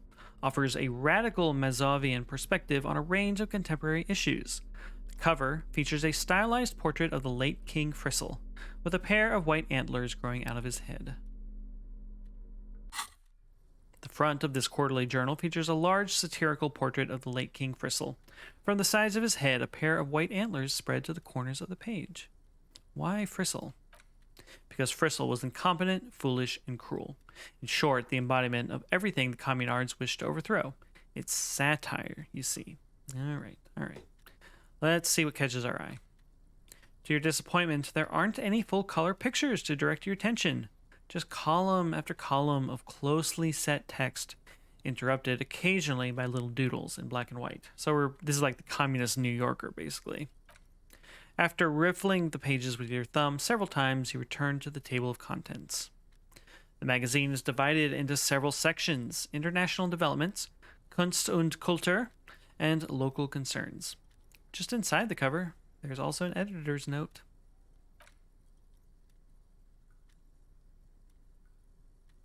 I'm thinking maybe I shouldn't read all these because reading passes time in this game, and we don't necessarily want to just pass a bunch of time. So we'll read this one since we already clicked it, and we'll ignore the others for now. Comrade, as you know, this journal takes its name from Mazov's immortal expression, du cristal à la fumée. This was his way of describing the way the rigid crystalline structures of capitalist ideology turned to smoke under communism. But like the structures of capitalist ideology, we too are at risk of going à la fumée. Unlike many publications which are content to spoon-feed their readers reassuring drivel, La Fumée is committed to telling the radical truth, even when that truth may drive away potential subscribers. So please, if you value our radical Mazovian perspective on contemporary politics, culture, and international affairs, please consider subscribing. Kim, I think this is a communist magazine. What do you expect? It was lying around in the office of the Debuteurs Union. They are probably bankrolling the thing. Okay. You flip back to the front. Okay. We're good. If we feel like we want to pass time, we will do that later. Okay, what else do we got here? This looks like a phone or something. An imposing combination of a punch clock and a payphone is looking down at you from the wall. A note on the side says, "Tokens unavailable due to strike. Use change."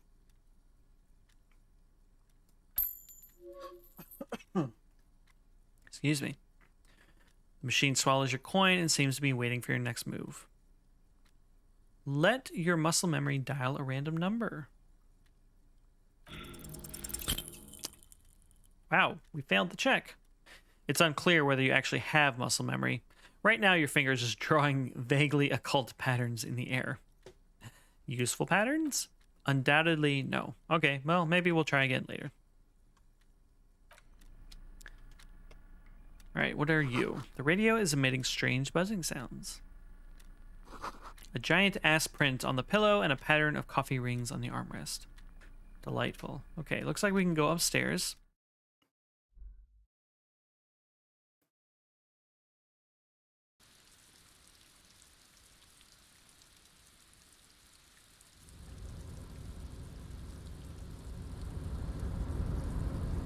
Ah, okay. Now we can pick up our cop uniform from before. All right, let's quick save here.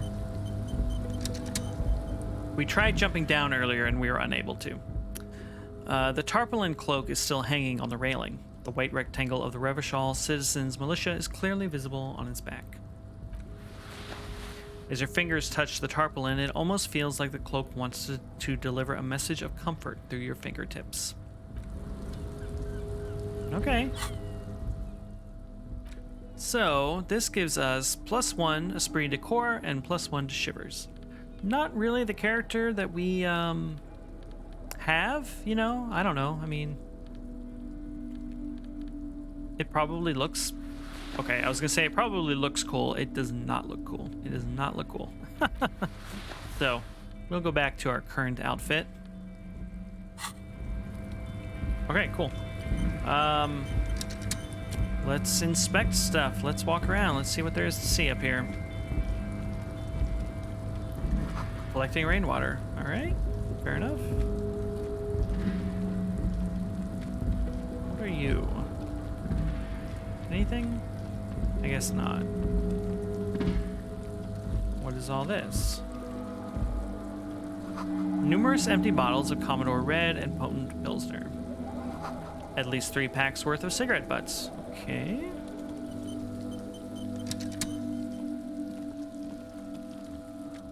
The Night Watchman's booth. This is the Night Watchman's booth. The name on the door reads Rene Arnaud. Listen, it's okay to take a few minutes to yourself. Sit down and take a breather. So we failed some kind of check here, which is not surprising. Volition is not one of our main skills. It says have a seat, rest. The chair is not as austere as the rest of the booth.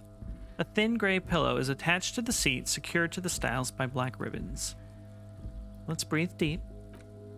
Stale air floods through your nostrils. Not a single mote of dust floats inside your lungs, though. The inside of the booth is immaculate. I'm gonna tweak this down a little bit. There we go. Okay. Let's search for a little something to help you out. Yeah, that's good. Okay. The drawers are empty save for old-time sheets and receipts. One small box, however, does hold some cheap painkillers. They're slightly out of date. Kim, would you mind if I help myself to some meds? The lieutenant shrugs. I'm not here to tell you what to do, detective. All right, let's read the side effects. Oh boy, where to start? Elevated risk of dementia, mini strokes, Prophet's disease, sudden death, hair death, erectile malfunction, critical flatulence, watery blood, black mucus, uncontrollable weeping, increased sensitivity to Lopera, inoperable joint disorder, total spinal collapse. Don't think about that. Quick, think about something else.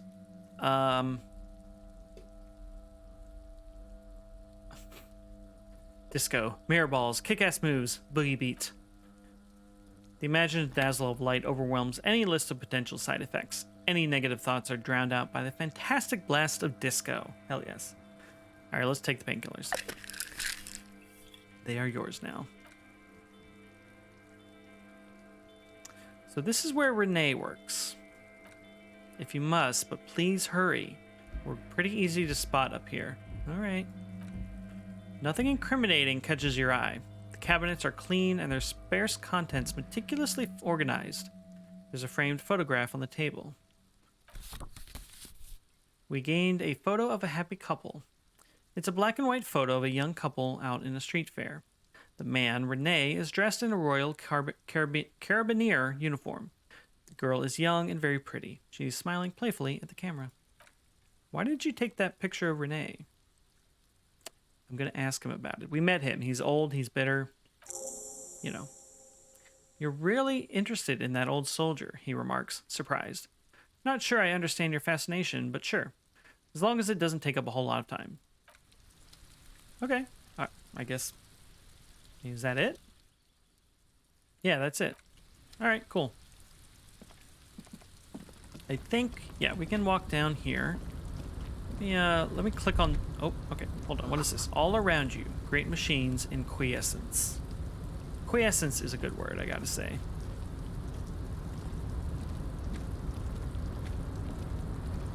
All kinds of interesting new stuff here. White pine trees are printed onto the screen covering. Looks like a forest under snow. It's delightful.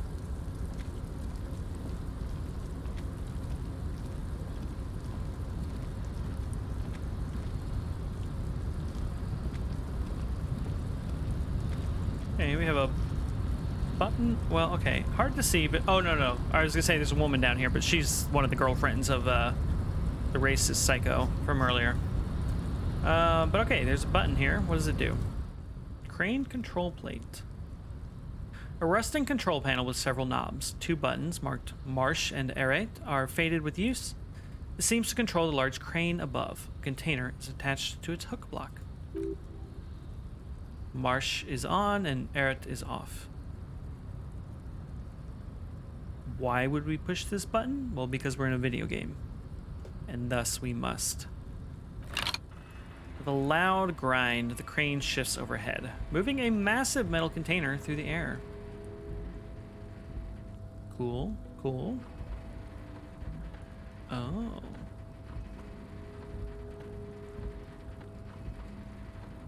Exciting.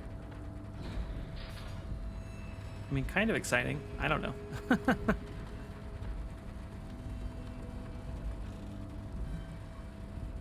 This is taking a while. Oh, okay, all right. And with a surprisingly quiet thunk, the crane places the container down. Harbor sleeps as the strike rages in the distance. The crane can rest again, now that its purpose has been fulfilled. Interesting. Its purpose? What do you mean? Moving this container, of course.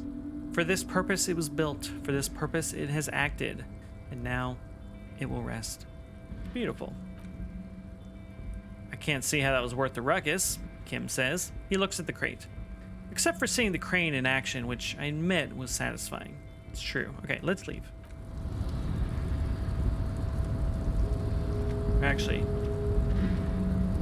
Okay, what is this? Man, the walk speed in this game is super slow. Oh, money. Okay, great. What are you? You see faded industrial lettering on the platform. Kavalsund. Alright, let's save here. And we'll zoom in. Can we open this? Before you stands a cargo container. Just one of many in the yard. Lieutenant, I think there's something special about the container. The lieutenant sighs. Is this like your thing with that wall again? Maybe. Who can say? I think we should investigate further. You do? Because I don't. What? Why not? Kim, come on. There are a million containers here. Why are you fixating on this one? Maybe there's contraband in there? Don't we need like a warrant or something? Maybe not in this world. The lieutenant considers this for a moment. There may very well be, but we're not here to look for that. We're not here to interact with containers. We're here to interview the union boss. Let's knock on the door. No reply. The knock produces a hollow ring of metal. Doesn't sound like there's anything inside the container, but what if there is, though? What if there is? Let's open the door. You attempt to turn the handle to no avail. Doors seem to be mechanically locked. Interesting. That's it. There's nothing. Okay. Let's keep exploring.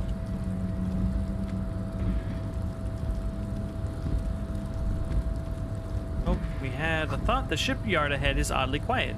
The great machines are sleeping. Okay, we clicked on this thought and nothing happened.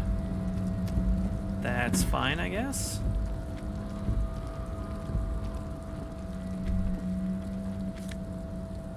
Fallen Ultra Series gloves. Heck yes. The musk of oil and rust comes from the chasm in front of you. It smells like blood. Ugh. Alright, sure, if you say so. There is stuff here. There's money. Let's take the money. Industrial sized thermos. Smells like burnt coffee. Coffee. Coffee sounds good. More money. Oh, there's a guy here. Okay. And the banner sags under the weight of rain and snow. White waves on red. Hello, sir. Container, container, I'll turn you nice and red. Container, container, put the logos on. What a delightful accent this guy has.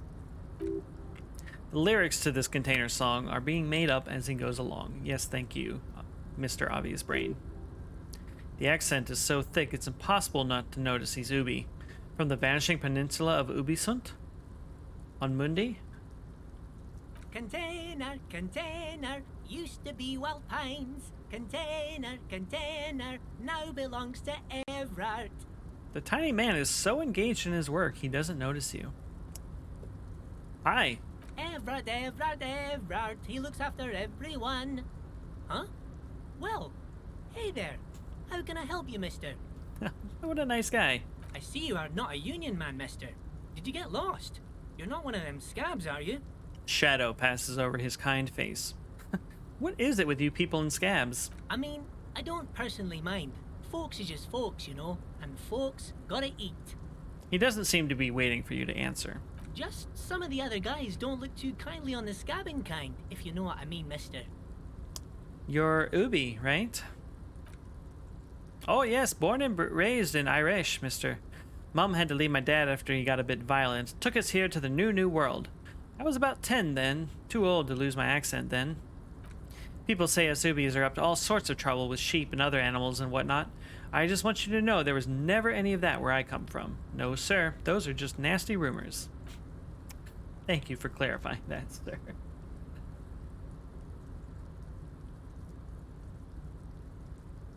So I'm curious, are we getting frame drops and stuff? Because I'm seeing... We are getting frame drops. I'm seeing red indicators on my screen, which bums me out.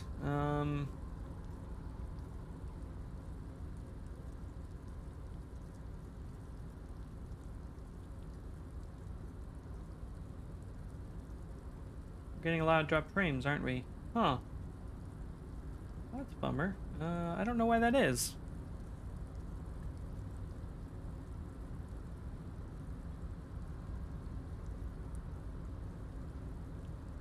One second.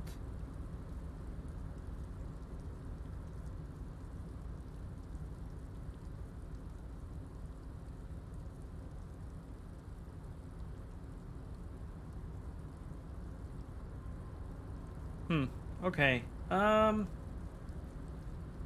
don't know that I can do anything about this. If anyone's watching and it's just like unwatchable, please tell me. I can either try to see what's going on or I don't know. I'm not sure. Maybe my wife is streaming like tons of Netflix right now. I don't know. But you know what? This is a good time to take a break anyway. I'm gonna make some more tea, and we'll be back for more investigatory shenanigans here in a few minutes. So yeah, give me 5 or 10 minutes, you know, give or take, and I'll be back soon.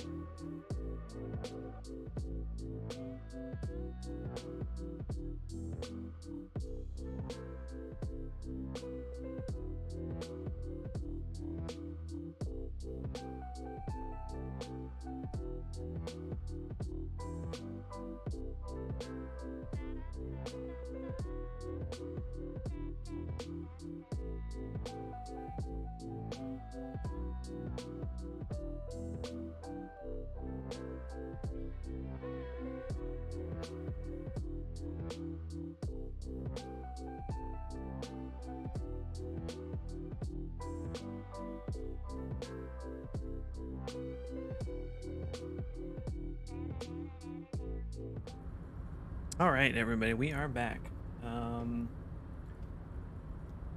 Bitrate and stuff look good here. I hope it remains.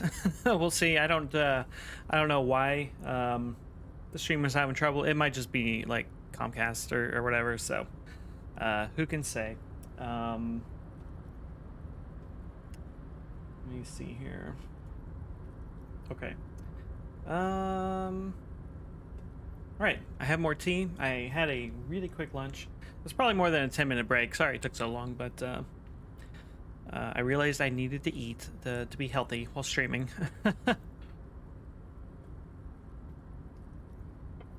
Let's update the T command while we're here. You can always type in !T to find out what I'm drinking, but I need to update it for what I just brewed. So today's tea is a celestial seasonings tension tamer. Nice herbal tea. And we added some honey to it, so it is pretty good. Okay. I think that is all good here. We're gonna move you over here. Okay, great. All right, let's get back to it. Let's interview this guy and hopefully interview the union boss next. That's the other big thing that we need to do for our kind of main quest, investigation, story, whatever you want to call it. So let's take another sip of tea. Oh, that's good. I might have went a little overboard with the honey. I'm still, you know, I don't try to make things like super sweet or whatever, but sometimes it's hard for me to judge. All right. What are you doing with the containers, sir? Let's get this conversation with this jovial Scotsman going here. Oh, I'm just making some covers for them containers here. Yes, I am. So it's easier for the crane operators to spot them. He waves at the containers towering behind him. We have a red check here, which means if we fail it, we can't try it again. We had a bunch of points in logic, but a bunch of the thoughts that we've internalized have lowered our logic skills. So we don't have a great chance here, but we'll try it. What's going on here? Nope. Everything is so pretty and red. You and Leo look like brothers as you glance around with similar childlike wonder. Wow, red is so much prettier than drab old green. Sure is, mister, sure is. Leo looks around merrily. Really livens up the place. Yes, it does. Yes, it does. I hate to break this bonding moment, but the red containers mean they're replacing the company livery with the union livery, which means this strike isn't going to stop anytime soon. Okay, well, Kim figured it out for us during our little brain fart here. Where is everyone? The harbor is empty. Oh, most of the guys are down at the gates keeping the scabs from coming in. He leans in with a confidential look. We're on a strike. The whole union is. You don't have to work when you're on strike. Ha! We haven't worked for 2 months now. So no one is working.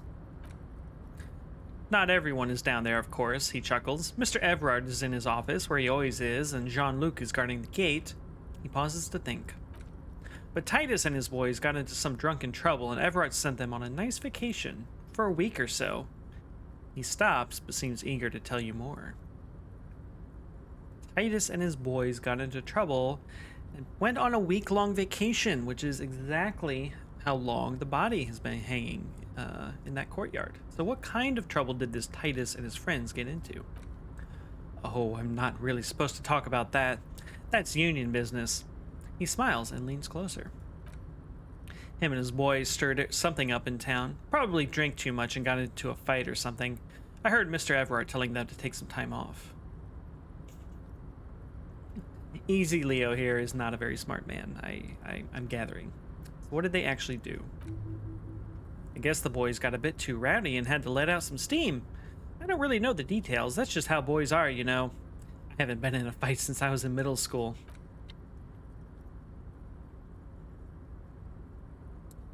Easy, Leo. Let's keep this on the Hardys. We're gonna circle around this. I know Kim wants us to not get distracted, but I think maybe a light touch with Leo here might be the correct way to go. Who knows? All right, Leo, let's hear about this fight you got into. I remember I was the runt of the class, he laughs merrily. The bigger boys always used to pick on me. You see, I had a bit of a temper back in the day. Flew off the handle like nobody's business.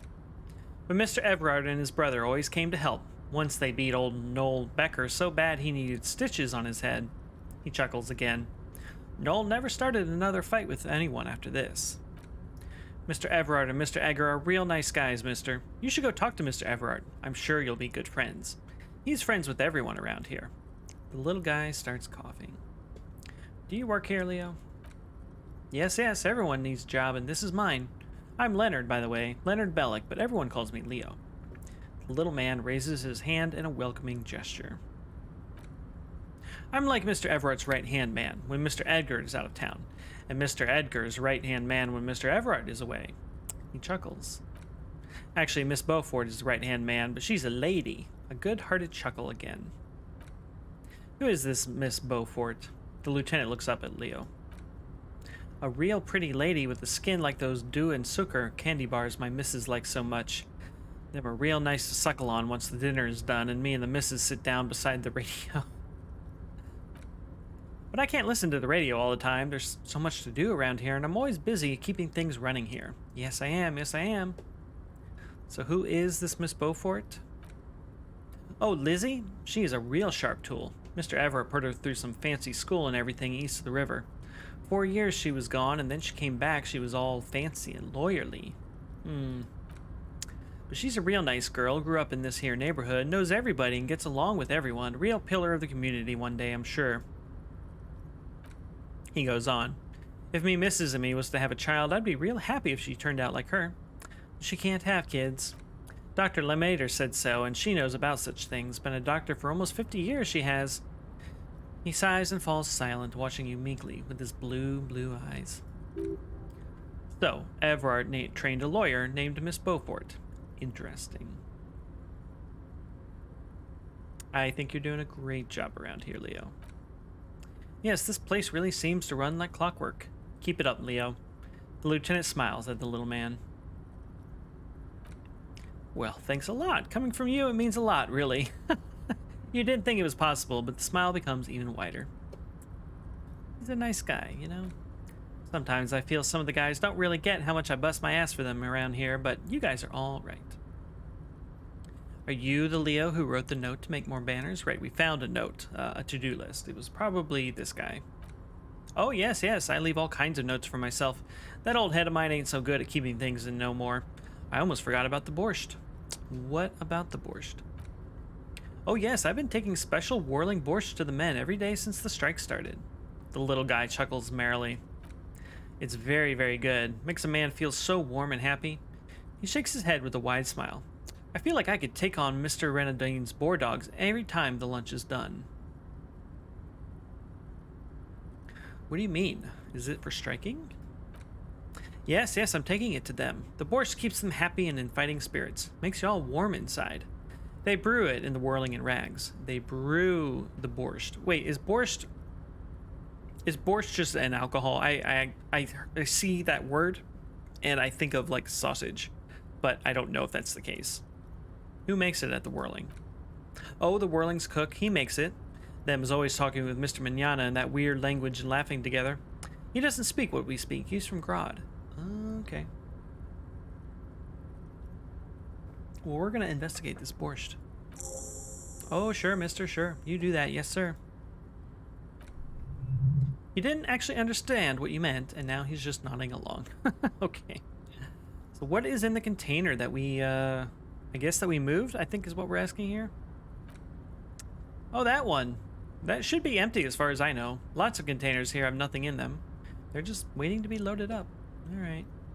Looking for the leader of the Dock Workers Union. Oh, you want Mr. Everett then? He's an awfully nice fellow, he is. Him and his brother are both nice fellows. They've lived their entire lives in this here neighborhood. He coughs, then continues immediately. Guys like Mr. Everett and Mr. Edgar, his brother, are real good guys. Made Martinez what it is today. Mr. Everett, Mr. Edgar, and I went to the same school we did when we were boys. All right. Easy now, Leo. Easy now. I just want to know where I can find this man. Oh, Mr. Everard is where he always is, in his office, of course. He points to the 2 joint containers on your right. All right, bye. Bye-bye now. Cool.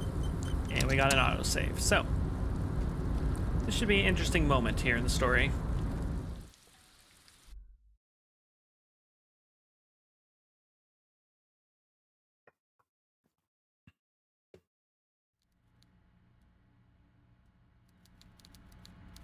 All right, what do we got here?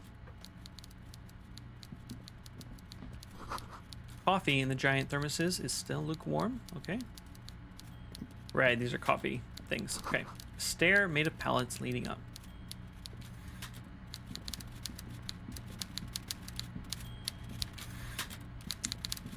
We have quite an interesting man here.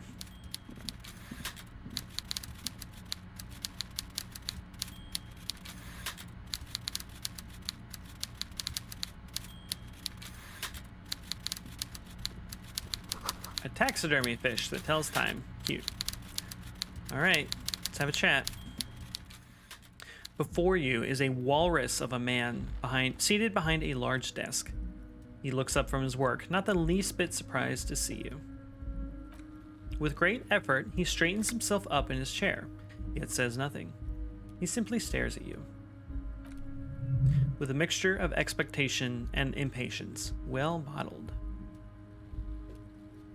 We can leave without comment. I'm tempted. We could ask, are you in charge of the dock workers? I mean, of course he is. Let's get straight to business. There's been a murder. Welcome, Mr. Dubois, Mr. Kitsuragi. It's good of you two to stop by. Please, have a seat. He knows our surname, Mr. Dubois. He gestures to a tiny chair opposite to his giant desk. I'm Everard Clare, head of the Debarders Union here in Martinez. I'd offer you my hand, but unfortunately my health prevents me from getting up. You understand? He looks extremely comfortable. The tiny folding chair, on the other hand, looks like a torture device. You go ahead, detective. The lieutenant nods at you, then the chair. Forget about that. What's with this Dubois stuff? You're getting some seriously bad vibes from that name. Why are you calling me Mr. Dubois? Please, Mr. Dubois, let us converse in a civilized manner, as equals. Take a seat. I insist. It's nothing. Yes, that's probably right. It's nothing. Forget about it. Filter it out. Okay.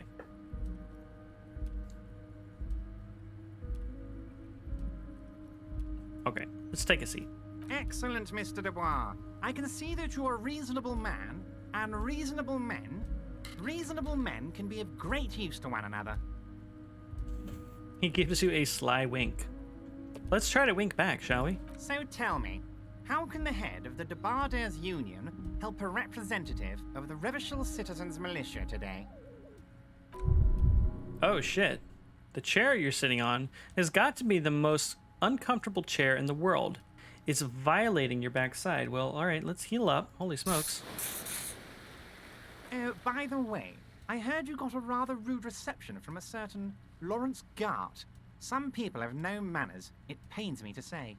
This should take care of that nonsense.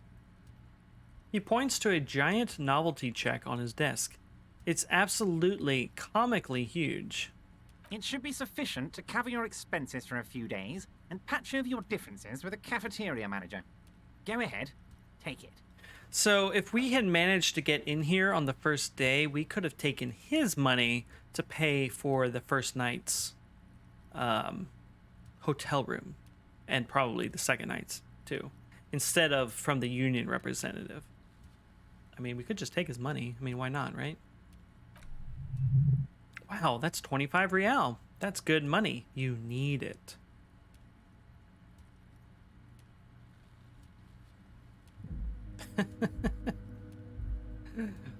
Wait, you know Gart? Yes, I know Lawrence.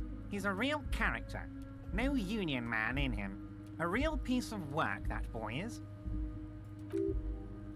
With a grin, he points to the check again. It's like you're on a game show. At least don't thank him for it. Okay, let's just take the comically large check. Is there anything you'd like to say to me? Or...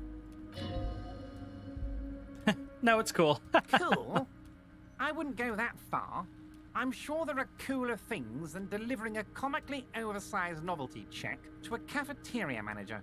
But, sure, if that's what's cool nowadays. Hopefully we've knocked him off balance a little bit. I don't know. Now, I'd like to set your mind at ease about one other matter. Your lost gun. Let me assure you, Union people are on it as we speak. They I've are. got my best hounds looking for that lost gun. They are. His slug-like lips move, but all you hear is an echo. Lost gun, lost gun, lost gun. The world is swallowed by a black hole of fear. Only two words escape its gravitational pull: lost and gun. When he said don't worry, he actually meant be very worried. All right, let's heal our morale here, just in case. How do you know about my lost gun? I know everything, Harry. Right now, I know that you're worried. Don't be worried. Everything's going to be all right. It's not like you left it loaded. You didn't lose a loaded gun. Local children aren't out there playing with it right now, pointing it into their own mouths. It's in a safe place. I just know it. I have a feeling everything's going to be all right. Yeah, he knows where the gun is, right? I mean, he's got to. It was loaded. There were 2 bullets in it. You always keep at least 2 barrels loaded. Whew. We took the check, which is ruining this check for us. This dice roll check, this skill check. The chair is killing us. We're not doing great here, but let's try it. Don't panic. Ooh, we succeeded, baby. Right. Who does this guy think you are? Ronnie the rookie? You ain't worried about no lost gun or unpaid bill or forgotten name. You're the bad cop. You're probably more corrupt than him. Right. Wait, that's it? That's my point of pride here? Fuck yes. You're part of the old guard, the ancient guard. The most corrupt, unholy cops in the land. Chill out like the black dragon you are. Let's sink deep into the folding chair. Smile and cross your hands behind your back. The fat man does the same, sinking deeper into his chair than one would think is physically possible. He seems to be enjoying your little display. Good. Now lean in with some corruption. Listen, Everard, pal. We both know what makes the wheels of the world turn. That we do, Harry. Let them say what they will about you and me. We're both born fighters. Nice bit with the chair, by the way. A good way to keep your guests on edge. Why, thank you. It's always nice when a fellow professional appreciates your work. That's it. Now kick back and add a final flourish for dignity. Thanks for the hospitality. Feel free to visit me down at the station anytime. You strike me as a reasonable man, Harry. I like that in a lawman. Let's cut to the chase, shall we? What can Everard Clare do for you? If I remember right, in my last playthrough, my character was a lot less comfortable here. I don't know. He just kind of flailed about and kind of got steamrolled by this guy. So I feel like we're going a little bit differently this time. We'll see. We'll see how it goes. I think we'd like to ask you a few questions. Don't you think so, Detective? The lieutenant looks quite fed up with the situation. Somehow you managed to get yourself out of this one. Now quick, keep the momentum up. Ask questions. I'm told the Union is involved in the local drug trade. What? He smacks his forehead, completely flabbergasted. Harry, how could you say that to me? You know I appreciate a joke as much as any jolly fat guy, but I can't take slander. Are you investigating this? The reaction appears to be sincere, but it's impossible to tell with this guy, honestly. Oh gosh, I don't know. If anybody's watching and has an opinion, I'm gonna put a poll up. We can respond with "I am investigating it." We can lie and say "No, we're not," or we can just say "No comment." So, if anybody's out there and has an opinion, please vote starting now, or type into chat what you want. Otherwise, I don't know what I'm gonna pick.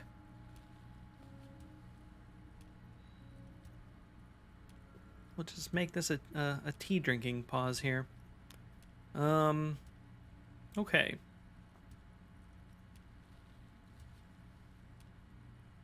Oh god, I'm torn between 1 and 3. Honesty and deflection. I don't know why I don't want to lie about it. I don't know. Like, it's like these simple choices are the most agonizing. Okay. Well, let's go with I am. You've hurt me, Harry. Me, a friend. The man rubs his temple and closes his eyes in pain. But you know what? He perks up. I trust you, like I trust all my friends. And I know you'll never talk to me about this again, because you don't want to wound me. So do what you want, and let's change the subject. Interesting. Thank you for understanding. The lieutenant looks him in the eye. We will continue to do what we must. Hell yeah, Kim. You too, Lieutenant. Ha! He chuckles suddenly. You know, I like you, but you never were my favorite. I'm a Harry guy. I'm Team Harry. I'm Team Kim all the way. None taken, the lieutenant quickly replies, and then turns to you. Did we have anything else to do here, Harry? Aren't you going to ask me how I got in? Honestly, I didn't want to bring it up, Harry. I heard you've become Measurehead's race pupil?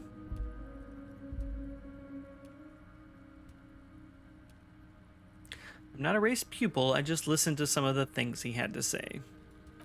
Of course, Harry, of course. You're not some kind of a fantastic racist now. And rest assured, no one's gonna hear about it. He winks at you. No one's gonna know what you did with race there, Harry. Your race bonanza is safe with me. Word of how racy it got will never leave Martinez. I'm actually really curious to know if there is a way to get into the harbor without having to go through the crazy racist guy. I've seen videos where you can punch him out, like it's you know, a super high like skill check, but you can do it. I don't know. It's weird having to go through that whole like racist conversation, to put it lightly. I mean, it's uncomfortable and odd. You know, there's that locked door in the courtyard that we can't get through. I don't know. I feel like there must be another way, but I'm just not sure. Anyway, I assure you, I'm a very well-informed man. Information reaches me before I even get the chance to request it. Interesting. You call me Mr. Dubois. Why? Of course, let us dispatch with the formalities. You call me Everard, I call you Harry. That's what the hanged corpse called you, Harry. So that's really my name. My God, so it's true. I didn't want to believe it, but you are a fantastic science fiction amnesiac cop, aren't you? He shrugs with an amazed expression. What are the odds of that? I think the odds of that are very low. It's true, my memory is a bit hazy. I assure you, there's nothing to be ashamed of, Harry. You're among friends, and the good news is... He taps on the folder in front of him. I have a big fat folder on you, Harry. I'm sure you have a lot of questions to ask. Maybe I can help you out. Time to learn more about ourselves, perhaps? Let's find out.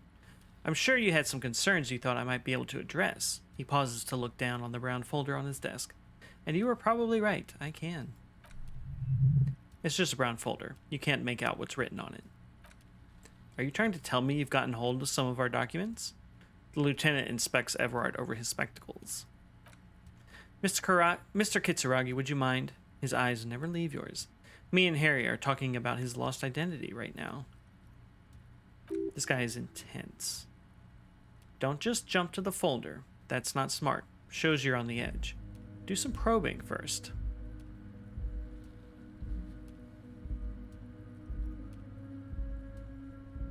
We have a decent shot of just looking at it. Let's try it.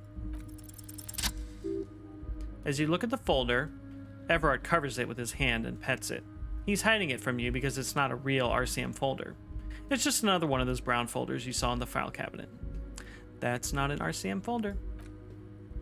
Okay, Harry, you got me, he says, grinning.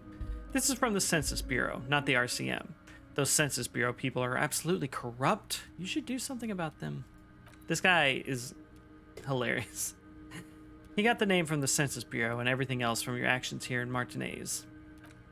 Yes, Mr. Kitsuragi from the Census Bureau, like I said. He looks annoyed. Now, I'm actually a very busy man, so is there anything else I can do for you, Harry? That means he doesn't really know anything about you. Okay. All right, he was just putting on a front for us. A pity. The mystery of you will have to remain a mystery for the time being.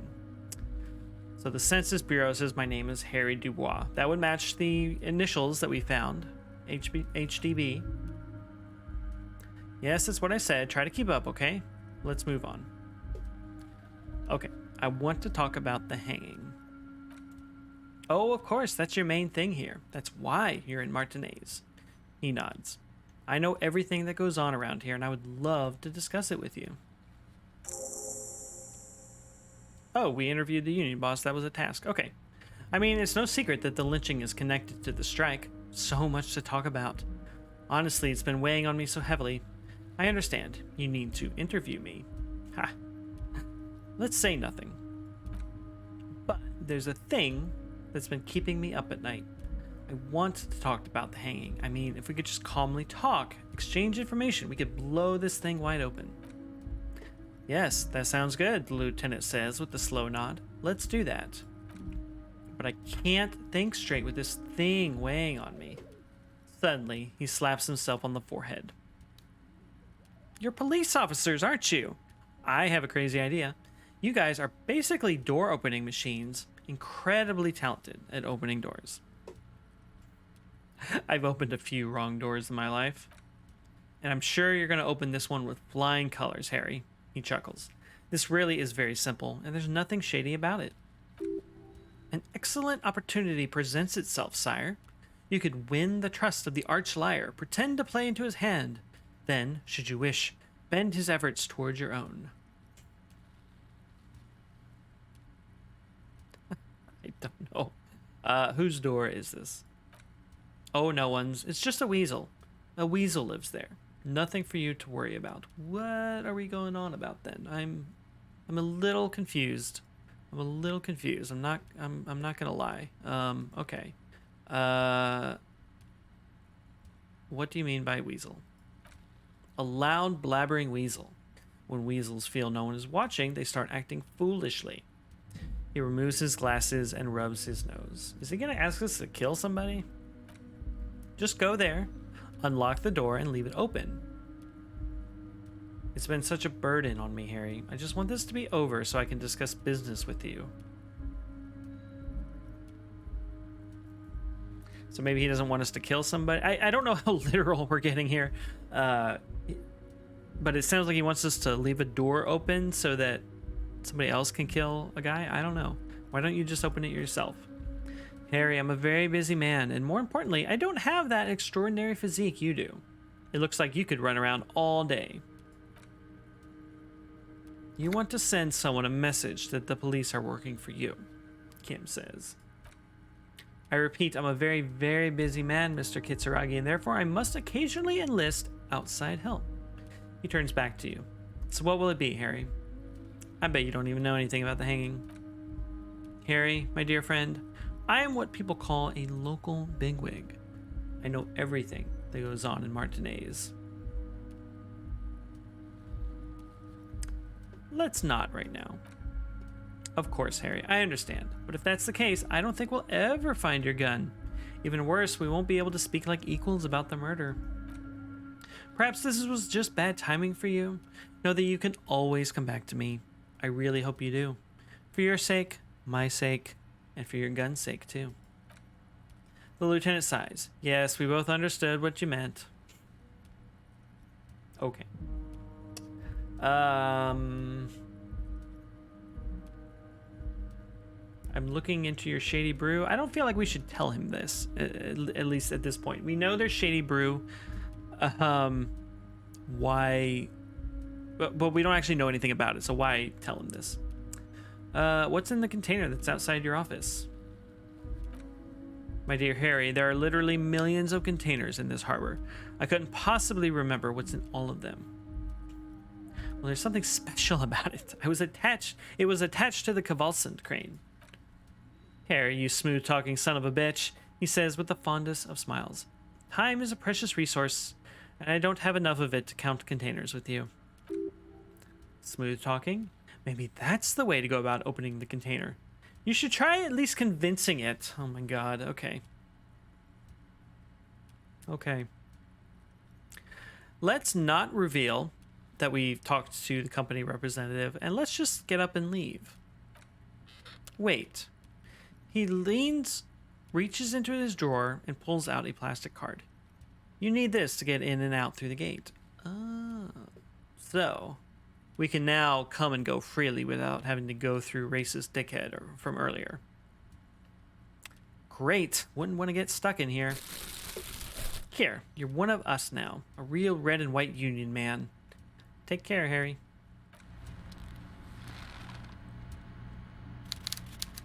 Very interesting. So, we have a giant novelty check.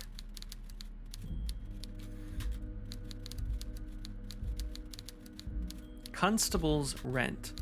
Is that referring to me? He's referring to me. Called me a constable. Okay. We have a photo of a happy couple. Right, this is the old guy that we met earlier. Gosh, okay, so we have a special borscht. You can ask Renee about the photo, right? We just looked at that.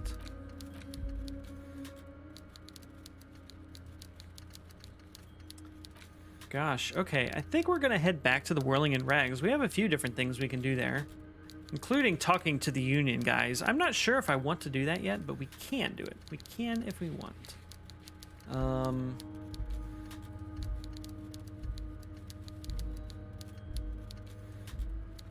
Maybe we'll head to the pawn shop, see if there's anything new, if we can ask anything new, see if we can sell our stuff. You know, we've got some like postcards and things that I don't think are for anything except for selling. So yeah, we'll do that. We have a little notification thing here on the map. I'm not sure what that means. Are there like new skill checks we can try? Oh, yes. Ah, okay. We got a card. I think we got the union card, and now we can try the phone again from earlier, I think is what this is saying. So we'll try it. Not 100% sure, but I think that's what's going on here. Okay, let's close you. Yeah, I think we're done here for now.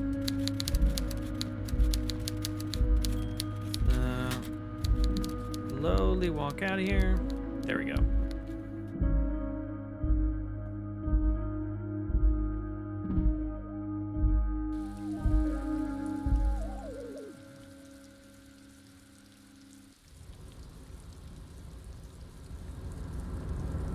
I feel like it's snowing harder. Does this guy have anything new to say now that we've talked to this guy? Hey, mister. I knew you'd be back to talk with old Leo here. Yes, I did. Yes, I did. It's like Lady Larice said when she opened a bathhouse in the basement of my apartment building. They can only get so far before they're aching to get back. And lots of folk really did keep coming back. Okay. We can ask him to keep the greeting shorter, but you know what? Let's let this guy just live his life, you know? We have some questions, maybe? No trouble at all, mister. No trouble at all. It's like that old saying goes, wisdom withers if not shared. And old Leo is always up for sharing. Okay, well, apparently we don't have anything new to ask him, so we'll just leave. Let's go try to convince that container to open up, because apparently that is a thing we can do. I like the absurdity of it. Yeah, this one right here. Let's quick save before doing something drastic. Kavalsund means whale fjord in Arden. Alright. Okay. You're back before the cargo container. Its draw has not lessened since you were last here. If anything, it seems to have grown slightly. Persuade the door to open. Very low chances, and I mean, we can retry it if we inevitably fail, but maybe let's not. I don't know. Let's just try it. Yes. Why are you even trying to open a door with rhetoric? Because getting physical wasn't an option. Because what wasn't an option? The lieutenant looks startled. Apparently we've been talking to ourselves out loud, and Kim is unhappy about it. Using my body over my wits, Kim. Now is not the time to get philosophical, detective. You can do that after hours. Okay. All right. Well, no surprise, I guess. Whoops. All right, we're gonna click all the way over here and see how fast our dude can actually get there.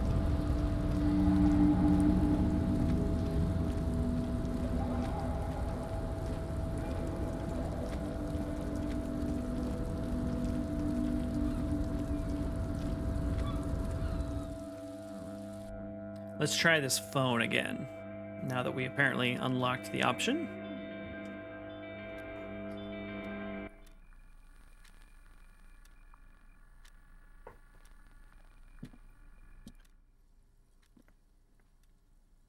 We heard our name, so now the choice, or now the skill check has a much higher chance of passing. So let's dial a random, well, okay, let's save. Let's save first, and then we will dial a random number. Or at least try to. Your fingers run over the dial pad. 005. That's the dialing code for Revachol. 4952. And a moment of hesitation before entering the final numbers. 993. Calling. Calling. Still calling. Then. Video Revachol, 24-hour video rental. We rent 8 and 10mm film for home use. This is Lammy. How may I help you? A little anticlimactic. The voice of a youngster on the other end sounds as enthusiastic as that of a man walking towards the gallows. What is this place? Video Revachol is a 24-hour video rental. We rent 8 and 10mm film for home use. This is Lammy. No. I meant, what is this place to me? Why is this in my muscle memory? Sir, I don't know. It's a video rental. Maybe you rent videos here. Do you know me? No. Why did I call you? Maybe you called to extend your rental period? Do you need to extend your rental period? My name is Harry Dubois. Do you have anything on my name? Let me fire up the machine. Dubois. Dubois. Here we are. You haven't rented anything in 5 years, but you still have a copy of Blue Ocean Hell from November 46. Whoa, not a fun film, that one. Okay, what kind of film is that? It's not an easy watch. After the death of his daughter and subsequent divorce, Ziemsk immigrant Egidius Wojcik tries to come to terms with the onset of dementia. No wonder no one's been missing it. Still, it would be great if you could return it to us. We're on the corner of Voyager and Main. The call is terminated by the other party. You're left with the discomforting sound of the disconnect tone. Interesting. So is that it? There isn't much more to do here. All right. Random, weird, but we like it. Was there anything else in this drawer? I didn't think there was. No, there's not. Okay. All right, let's head out. We're going to head back to the hostel and talk to a few folks there. Hopefully.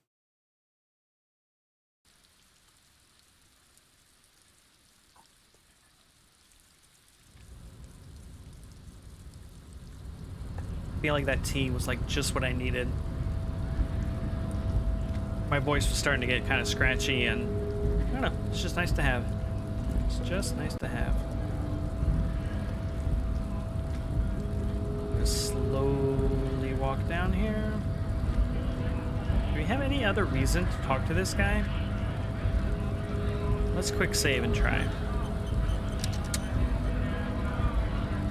Right to work! Right to work! Shame on you! I wasn't done asking questions. Things are busy enough. You're going to waste less of my time? We'll see. What exactly is your goal here? We were promised work. We'd be in there, working, if the bastards hadn't shut the gates. And you're unable to breach the entrance? Main gate's locked. Would take heavy ordnance to bust it open. Could try to get in through the secretary's office. We did this. Door's locked. The guard's blocking the way to the access panel. And I don't mean the scrawny mesk punk either. I mean head measurer or something. Wait, yeah, okay. This is the racist guy he's talking about. Have you considered storming in like all of you? Why don't you go arrest them instead? I'm sure they've done plenty of criminal shit. They have that look. It would be better for the neighborhood if you went home. At least for now, if you can't get in anyway. No, they will give up eventually, or get drunk, leave the button unguarded. Then we charge. The man rubs his jaw, a perfect, lightly bearded square wedge. Okay, bye. I guess that's it. And an autosave. Interesting. Oh, right. We were gonna go to the pawn shop too, weren't we? Let's do that first. That hopefully won't take too long. I suspect the whirling in rags might take a decent amount of time to do, so we're just gonna... Well, yeah. We're gonna get this out of the way first. And we'll see what happens.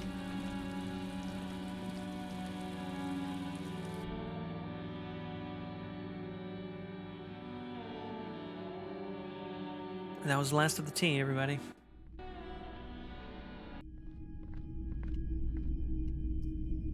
Okay, cool. Let's try selling stuff, if we can. Hello, hello.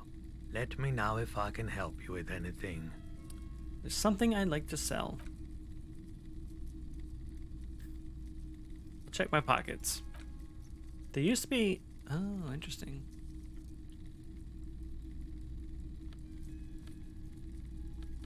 I think we're just gonna sell the postcards. I don't... Well, okay, we have 3 postcards. All this other stuff we're gonna hold on to for now, but okay. We're gonna pawn that. We're gonna pawn this. And we're gonna pawn this.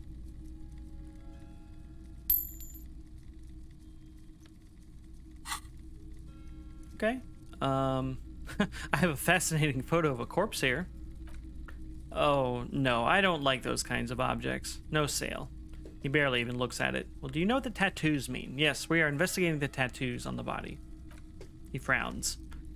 Aphotic paths? Counter-radiance networks? Anti-magnetism? It's darkness. That's all I know. Sell me something lighter.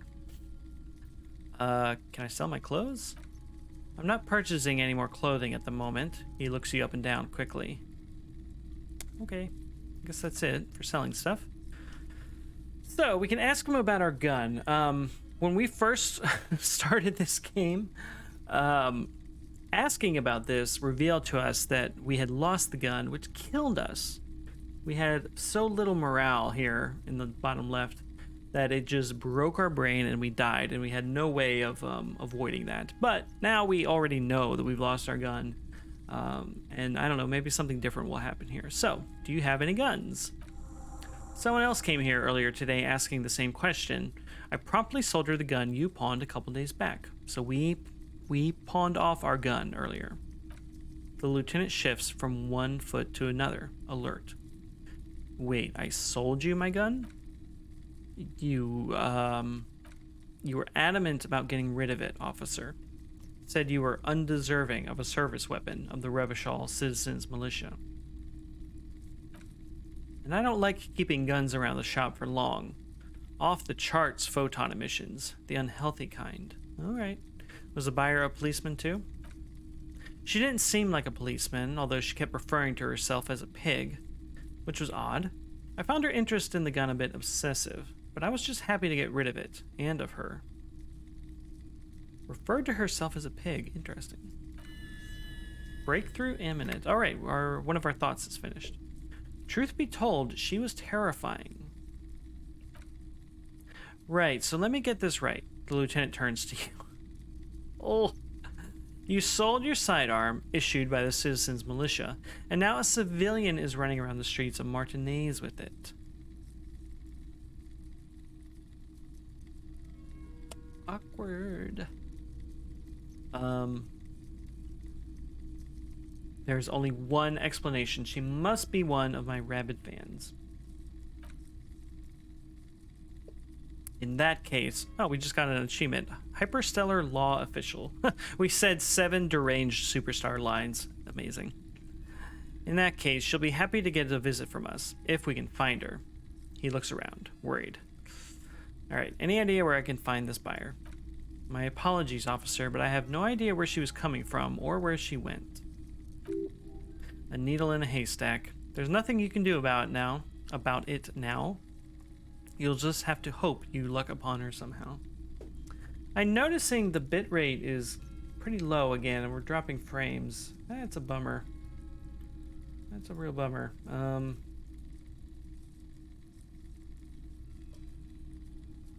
I don't know. I'm wondering if I need to call it for the day. I'm just not sure what the issue is. Maybe everybody's home watching Netflix or something. Let's get through this conversation, and I don't know. We'll see. We'll see how it goes. At least now I know how I lost my sidearm. Let's talk about something else. We can ask about my missing gun again, apparently? No. Okay. Can you aid our investigation? Okay, no, we already did that. Okay. What is this? Oh, right, we finished a thought. The ace is low thought. Okay. Ace is low.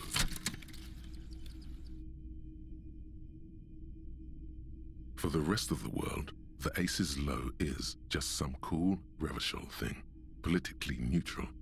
In Revachol, it still holds revolutionary connotations. Also, have you looked at Lieutenant Kitsuragi's clothes? He wears a bomber jacket, just like the ones worn by aerostatic brigades. And those cargo pants look like they could fit tools for hot-fixing your burning aerostatic. You should ask him about this. All right, we got +2 empathy towards Kim, and we have +1 esprit de corps towards the citizens militia. Cool. Cool. So can we ask him about the jacket or whatever it is? Yes? I want to talk about you. You're wearing a Revolutionary Air Brigade jacket, aren't you? What, this? He zips up the large collar. It's just seasonal clothing. And those look like airman pants. Good for storing tools in. He looks at his pants. Where is this going? Okay, you see, Kim, I have this place in my head where I develop new ideas and connections. Interesting. I think it's called a brain, he says. It's no mere brain. No, normal people don't have this. It's like a mind laboratory, a spiritual R&D division. No, a palette. No, better yet, a painter's atelier of concepts. Okay, Art Cop. Okay, indeed. And in this atelier, I have realized that you harbor some kind of sentiment toward the Revolutionary Air Brigades. I do not harbor a sentiment for Revolutionary Air Brigades in particular. So just air brigades in general. Okay, I wanted to become an aerostatic pilot. Then I turned 10 and realized we no longer have an air force. All right. And you're sure the Revolutionary has got nothing to do with this? Absolutely nothing. Okay. Thank you. My mind is satisfied, Kim. Good. He glances impatiently at his electronic wristwatch. Cool. Well, I think we leveled up. So, what do we want to put a point into?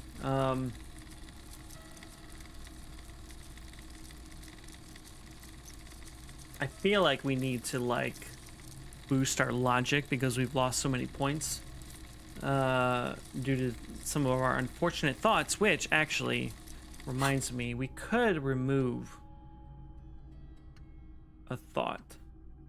Advanced race theory? That gives us a boost conceptualization, but I don't want to have advanced race theory rolling around in my head anymore. So yeah, we're gonna forget that. Did I do that right? Okay, forget. Confirm. Okay. Okay, so what thought do we want to think in the meantime? I can keep losing logic. Don't understand. Actual art degree. finger pistols. I think I want to do the finger pistols. I've been cracking up on that one ever since we got it. So we'll internalize this. This will take an hour, apparently, of in-game time. So we'll see. We'll see how it goes. Okay, keep looking. Maybe somebody else knows where the gun is. All right. We could buy things now. We have money. We have plenty of money. I want to buy the boombox. We have 25 real. It costs 12. What else do we have? We have a t-shirt, which doesn't really fit our character.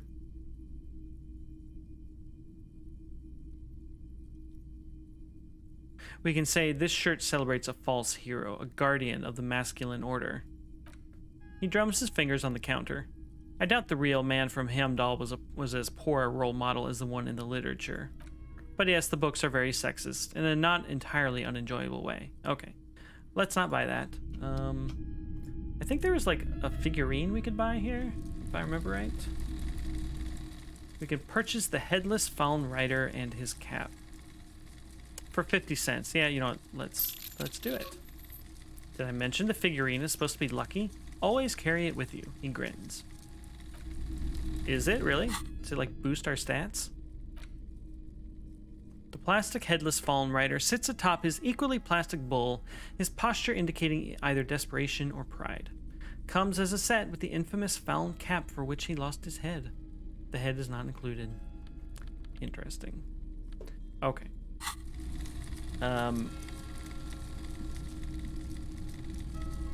Let's buy this boombox. And here you are.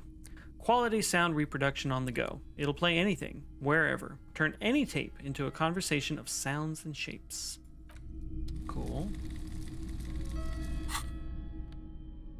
So we can equip this to play tapes. Okay. Okay. We have one bullet. We did find a bullet. I don't remember where, but we did.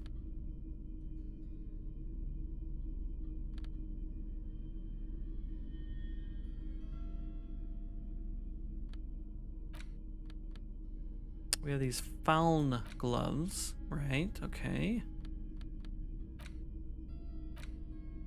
Okay. All right. Let's go ahead and head to the whirling in rags again.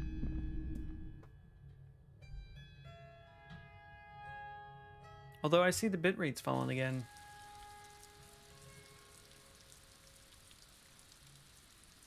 I don't know. I don't know if I should just give up on the high quality stream or what. I'm not sure what the issue is today.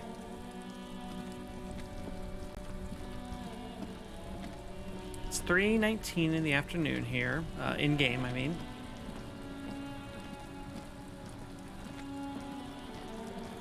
I don't know, if anybody's watching and feels like it's unwatchable because of quality issues, just let me know, I guess. I'm enjoying streaming, but I'm not the one who has to watch it, if you know what I mean, so. All right, let's talk to Gart first and give him this novelty check. Maybe let's save as well, you know?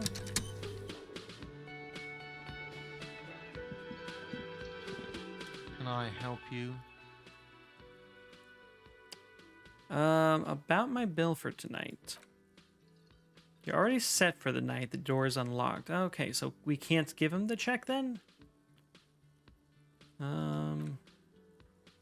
Oh, so my phone line is dead. Yes, and the phone company is taking its sweet time sending someone to fix it. Losers. Well, that's pretty strange. It's not strange, it's inconvenient. No. Something nefarious is definitely afoot.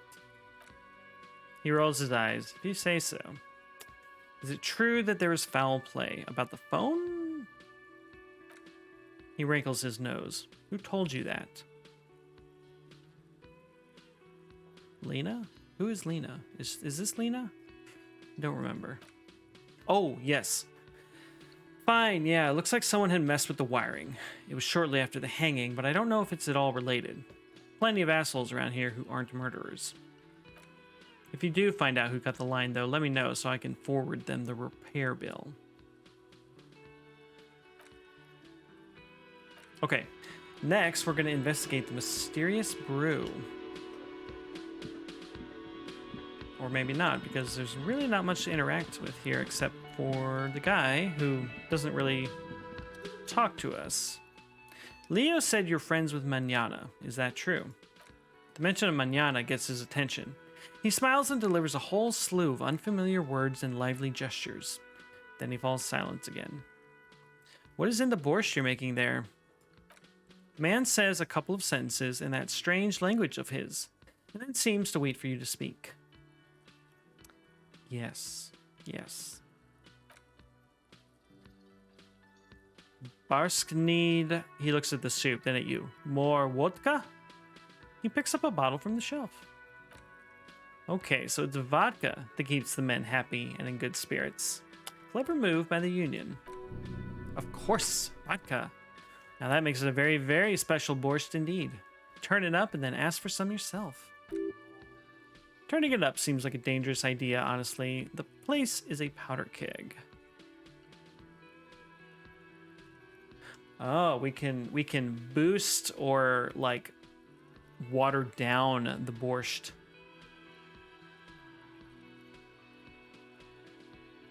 I don't or we can just leave it as is, I guess. I don't know. Like should we put more more vodka in? Or cut it down, or keep it the same. If anybody in chat has an opinion, please tell me for the next 15 seconds. And I don't know, maybe we'll be a party pooper and turn it down? I don't know. Let's cut it. All right, we're gonna cut it. The cook gives you a long, disappointed look, then turns the stove off and seems to wait for you to speak. Okay, that's it. Bye.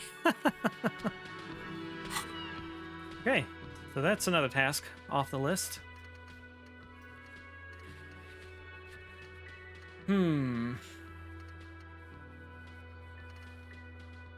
Okay, let's ask the gardener about gardening in March. She's in here. We saw her earlier.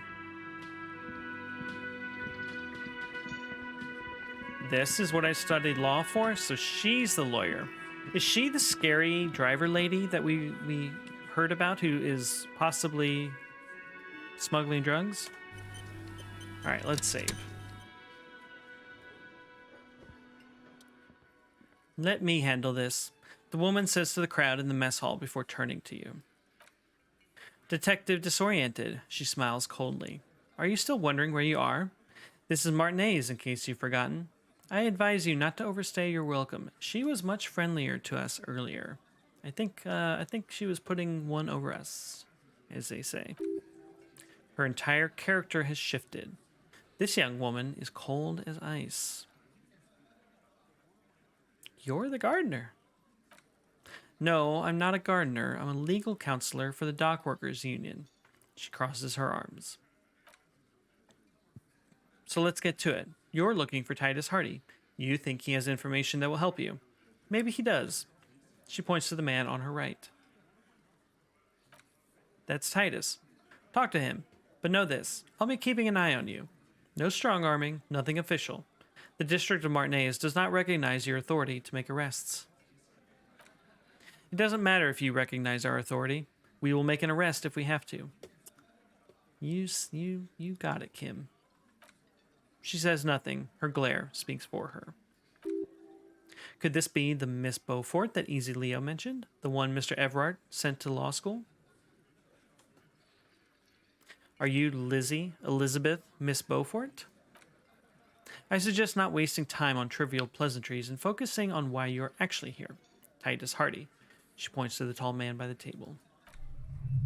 Even though she has excellent control over herself, something moved behind her eyes, in the way she stands, in her face.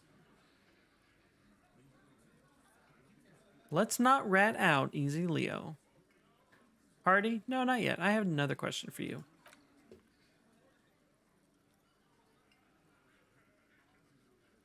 No, talk to Titus, she says. What if I want to talk to you? What you want is of no significance, officer. Don't test your authority. In Martinez, you are no one. What's your role in all this? Like I already told you, I'm a legal counselor. Do you have hearing problems? What are you going to do to me? The lieutenant is not satisfied with the approach. Okay. What are we going to do to you? She starts laughing. It's a cold laughter, devoid of joy. The union isn't going to do anything to you. It is not a crime syndicate. It is a labor organization. Sure. A gruff humph from the table. Goddamn right it is. If anything, it is the RCM who do things to people. But we digress. Why are you so aggressive? Aggressive? You make your living enforcing violence. These people are just dock workers. So you were spying on us, and now you represent murder suspects. Just dock workers. Listen, you more lantern lackeys. You're a mob enforcing the unlawful privatization of Revachol. 20 fat men in the Occident are stealing it all, and you're their bodyguards. Okay. Fuck yeah.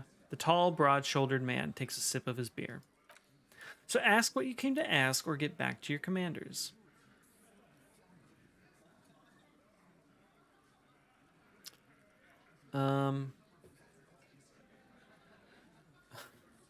We can get really political here. I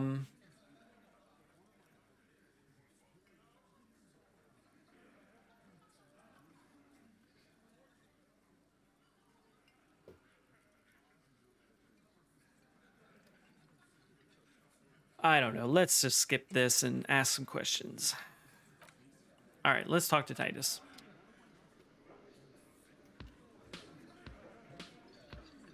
Let's see how much we can investigate here before actually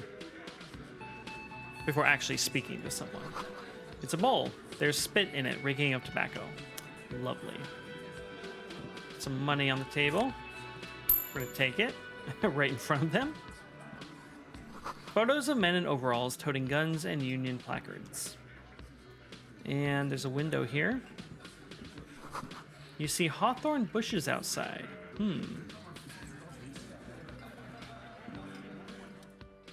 Behind the dock workers, a ceiling height window. The hawthorn branches scrape the glass like bony fingers. You see 2, maybe 3 bushes grown into a single thicket over a period of circa 50 years. It takes time for a hedge like that to form. Very low. It's not time yet. Interesting. Let's squint. There's a little slide panel up there to let some air in. No need to open it in spring. It's still too cold outside. One can't see into the Union box from the yard outside. That hawthorn is too thick. Okay, let's avert our gaze. So can we run outside and look in? Like, I don't quite get the point of that. Let's run out and see if we can interact now with something on the other side of that window. I think we can, but we're gonna see.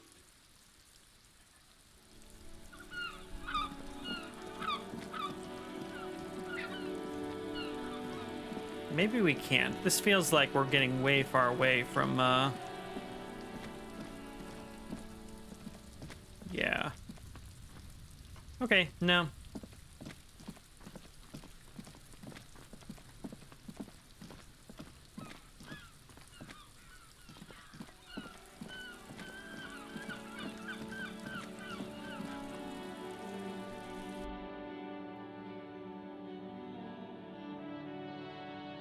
Okay. Let's talk to Titus and see how this interesting conversation goes down. This is where you say you're a bit. The broad-shouldered man points at you with the beer can. Detective. The lieutenant acknowledges you with a sharp note. He's leaving it to you.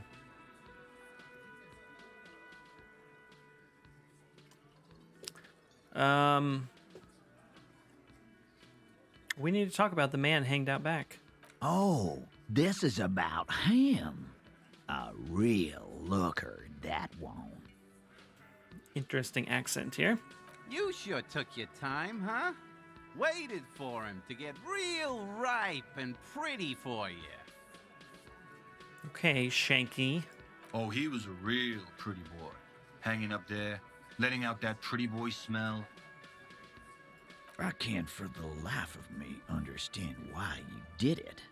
I mean, I would have just left him up there. You must really like cleaning up other people's shit. You might want to start asking your questions now. It's not going to get better than this. Okay. Do a head count first. Connect these men to the tracks you saw in the yard. Chances are they're going to match. Okay, all right, let's scan the room. Starting from the right, boot size 44. Blonde man in his 30s, overbearingly masculine. Sitting on his right, standard working boots, size 45 or 46. Eldest in the room, probably mid-50s. Smoker, quiet. Across at the other table, hobnailed working boots, size 43. Gang tattoos. Meth or Samarizian. In his late 30s, early 40s. He spent his youth in Villa Lobos, a housing project in the Jamrock Quarter. There were incarcerations. Hard to say what else. The ink is fading. And then, standard working boot, steel reinforced toes, size 46. The big dick, wide at the shoulders and lean at the hips. Rugby cap, fingerless gloves, and numerous scars, a little under 40. The emblem on his vest says Rowing Club. A little patch below it reads T. Hardy, Captain. In the far corner, standard working boot, steel reinforced toes, size 44. 40-something, non-alcoholic beverage in hand. You squint. Is that a plectrum? Where? What? On his neck. Forget it. It's not important. If you say so, brain. Let's call this one the musician. Okay, and the little guy? Size 41 with a light step. Not a child after all. An older man with a rat face. Mean, watery eyes and 2 front teeth missing. In the middle, heaving and wheezing, big guy, boot size 46, deep marks. Probably carried the victim over. He alone is 130 kilos. Add the man in armor and you could easily exceed 220. In conclusion, these 7 are the actors on the crime scene. The footprints were theirs, but there's a discrepancy. Yes, one of them is missing, the odd soul. Exactly. You stood there for about 4 seconds, not saying anything. Hit them with questions. Where's the 8th, Hardy? The fuck is with you, fella? Titus is staring at you with his head tilted. I found 8 sets of footprints, but there's only 7 of you. Where is the 8th Hardy boy? What are you talking about, madman? There's no 8th Hardy boy. There's 7 of us, and we're all here. He sizes you up. Or what, you want to be the 8th Hardy boy? We ain't hiring. He shakes his head. Actually, boss, we've been talking, and we think she could maybe... She? So there is an 8th Hardy, and it's a Hardy girl? Who might it be? Elizabeth the gardener? Shut the fuck up, Glenn. I do the talking here. Now what the fuck do you want, cop?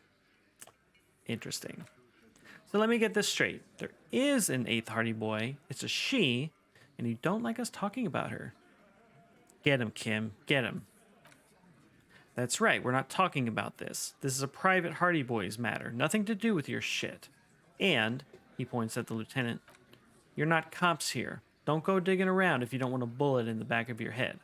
I'm watching you. Good. We're all watching each other. The lieutenant adjusts his spectacles. Officer, your question? The man hanged in the backyard. Did you do it? The pretty boys? He takes a sip from his can. You guys really love talking about that pretty boy. Pretty boy, singular, sorry. Funny, the lieutenant says without a smile. But my partner and I have a serious matter to discuss with you. Why is there a container belt around the dead man's neck? container belt like we used in the harbor? Yes. Why? Because we took it, he says, from the harbor where we work. Then we went out back and we used it to hang him. Okay. We're just coming right out with it, I guess. We did this. He looks you dead in the eye. Together. All of us. Until he was dead.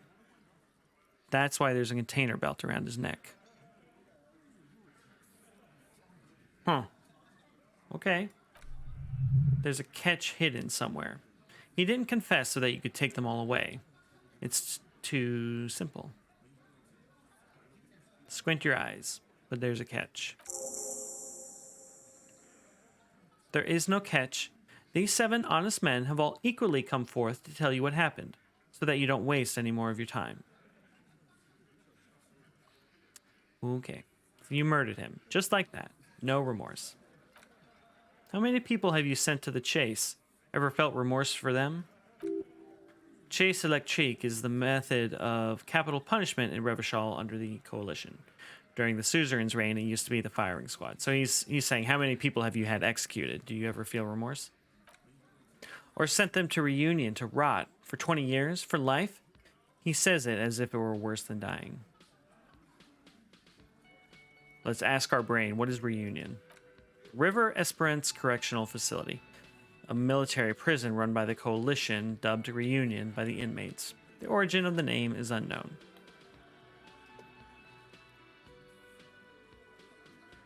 Well, what we do is different. We enforce the law. You just kill people like it's nothing. But you see, a lawman, he says, squeezing his beer can, is something people agree upon. And here in Martinez, we agree that this man had to die. Okay. Who called the shots that night? Are you deaf? There will be no singling anyone out. You can't arrest a Hardy Boy without arresting all Hardy Boys. This is a weird conversation. Do you think you could do that? Do you think you could arrest them all?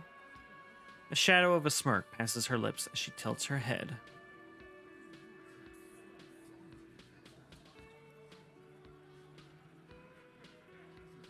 Do we address Elizabeth and say one of them was more complicit than the others? Or do we address Titus here and say, no, but seriously, who calls the shots around here?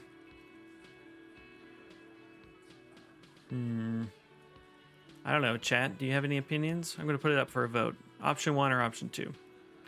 Do we address Elizabeth or Titus? And if we don't get a vote here, I might literally roll a dice in chat and go with what it picks.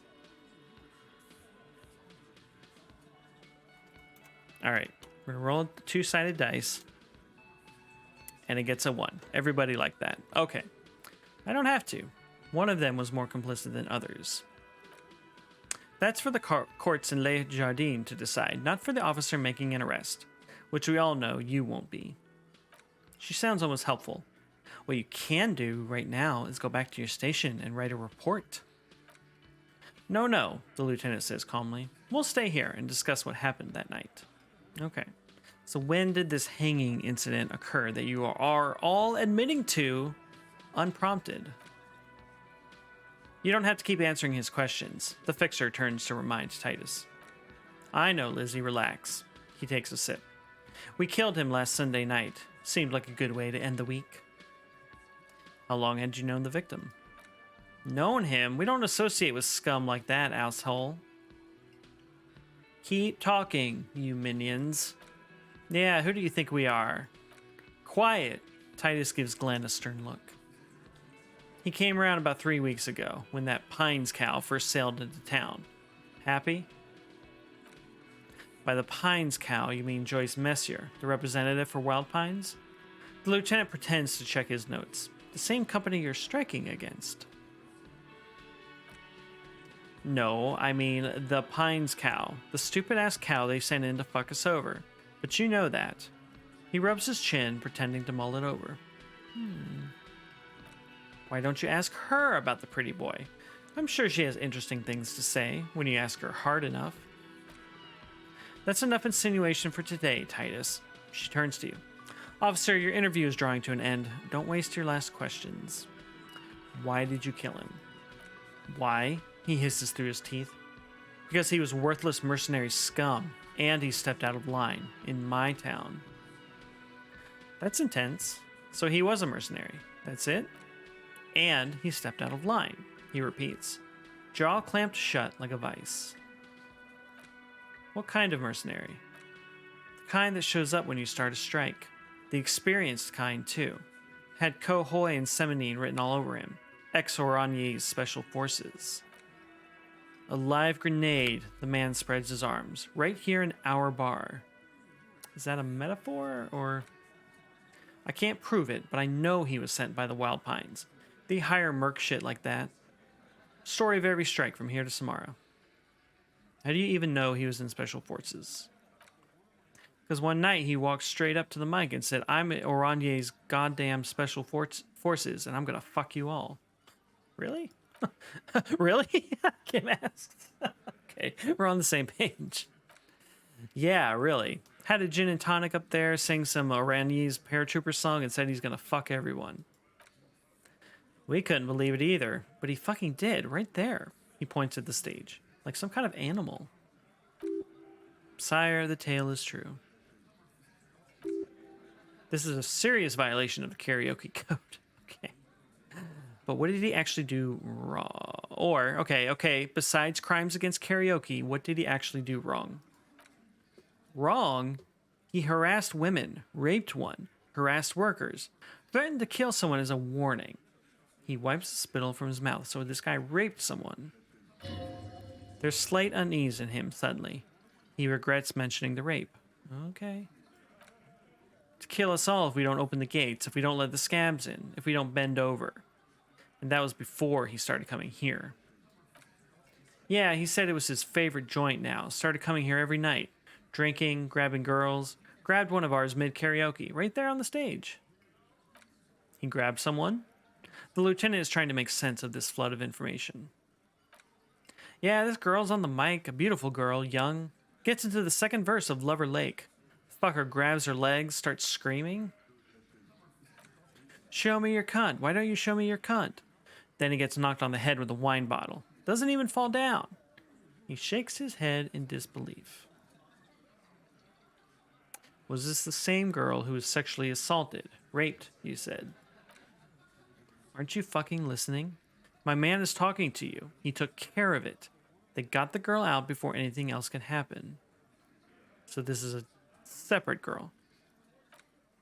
Yeah, me and Eugene got her out. Aren't you fucking listening? He repeats like a parrot.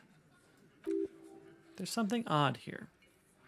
Okay, but who did he rape? This is a very serious allegation. No, there's a moment of silence. You're not getting a name. That's a Martinez matter, and I'm not discussing it with you clowns. Okay. There's nothing you can do for now. He's stonewalling you. Okay. How did you kill him? We hanged him up by his neck until he got real still. Wasn't that obvious, Copper? Well, we had suspicions about that, didn't we? And we have not done the autopsy yet, and I feel like maybe we should have done that before we had this conversation. Didn't they teach you anything at the cop school, idiot? Can you give us a few more details? Did you muffle him? We haven't heard any reports of screams. Titus, you don't have to clarify anything. We overpowered him, dragged his unconscious body to the tree, put a noose around his neck, and hanged him till he was dead and steady. Then we left him for seagulls, maggots. The small man points at you, and you fucks. Okay, we could do this check now, but our odds aren't great, and we can't retry it if we fail it. So we're not going to do it just yet. We're going to, at the very least, do the autopsy, the field autopsy that we need to do. So we'll just hold off on this. That might be more info that we can use in this. All right, so I have other questions. So what are we going to... Why don't I just arrest you? Yeah, lawman. Why don't you? It's almost an anthropological sight, watching him try to assert dominance over you. Not in the arresting mood, his mean little eyes come alive with hatred. By your side, the lieutenant keeps his hand away from his holster. You hear the nylon of his coat hiss as he steps closer. While the little rat-faced man reaches into his sleeve, there's a knife in there. Some of the others reach for their belts, their eyes alight.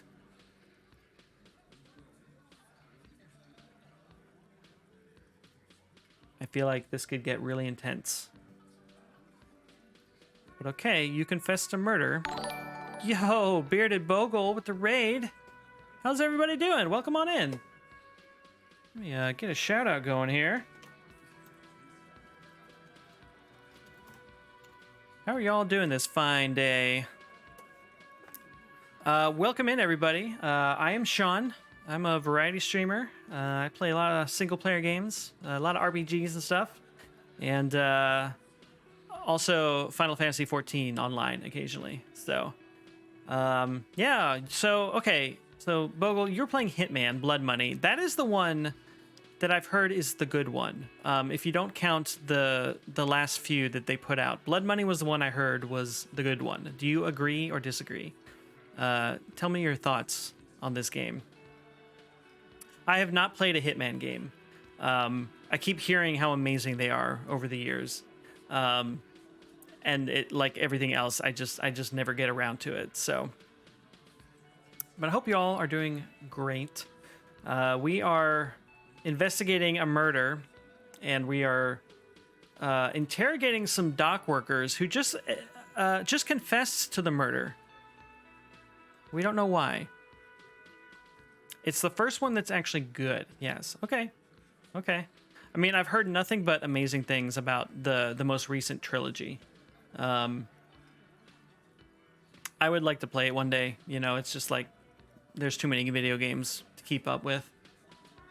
1 to 2 are bad. 3 is better. They all had potential, but Blood Money is actually good. So, I mean, it's good that they apparently made enough money to keep making them and keep making them better, you know. Not everybody gets to gets that chance, you know, not every game developer anyway. From what I've heard, you know, there's that new trilogy that's been coming out over the last few years. From what I heard, you can just play all 3 of them in the new game that just came out, something like that. It's kind of crazy how much content they put out for them, from what I hear anyway. But I enjoy seeing videos from the new trilogy and the crazy disguises and stuff that people wear. It looks like a very funny game, even though like on the surface it's this super serious, you know, assassination type game. All right, Bogle, take care. Thanks for the raid, and I hope you sleep well. So yeah, we're in a tense situation where we're asserting dominance over the dock workers here. I don't know. They all admitted to murdering a guy, and we don't know why they would just straight up admit to it. So this game is very good. It's very weird. I don't know. I'm curious if any of y'all have played it. This is my second playthrough, and it's playing out very differently from before. Like, I did not have this conversation. I'm in day 2 of the game. There's something like 7-ish days to the game. I don't think I talked to these guys until day 3 or 4 previously, but we're doing it in day 2 now. So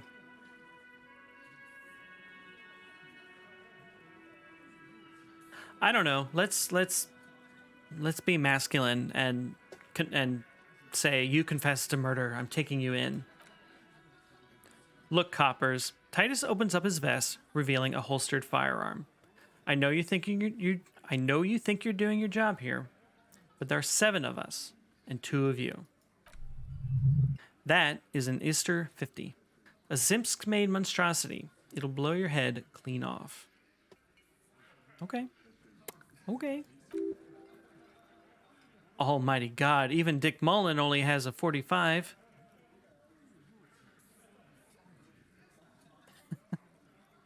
Okay, we're gonna back off. I'm really curious to know how this could go otherwise, but I have a feeling it'll just be a game over, really. So, okay, an Ister 50. You could blow Dick Mullen away with that. Am I gonna have to? He tilts his head back like a hawk, eyes narrowing to a mere shadow beneath his ball cap. That won't be necessary. Let's just all cool off. He pulls you along and steps out of the booth. Okay. I think this conversation is over. And it just autosaved, so that's kind of it. Cam, do you have anything to say? I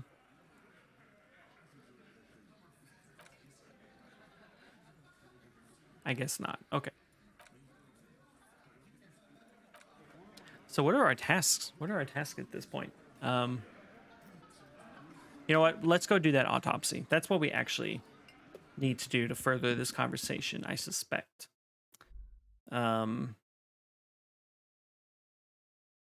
Once we know more about how the victim died, then we can confront them with the fact that, like, hey, it looks like you didn't actually hang him until dead. It might be that he's actually been dead for a while. So we've got this woman up here we haven't tried talking to.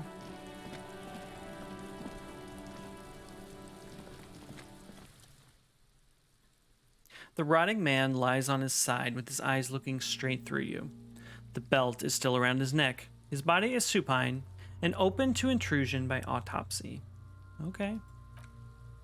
The lieutenant adjusts his glasses and takes a deep breath. Okay, Kim, I don't remember anything. What exactly is a field autopsy? Come on, officer. He pulls on a pair of latex gloves. You know what a field autopsy is. You've done 100 of them. What you do know is... this is the encyclopedia facet of our personality chipping in. At 18.9 kilometers, the dormant shield volcano Corpus Mundi is the world's highest summit, and the failure of the 38 single Et puis du Sang to crack the top 20 was the death knell of disco. But what a field autopsy is, no idea. Why don't you know? What use are you? You must have me confused with the Copopedia. Oh, who's the Copopedia? I think I need to talk to him. You, sir. You are the Copopedia. Okay. All right, clap your gloved hands. Let's get in there.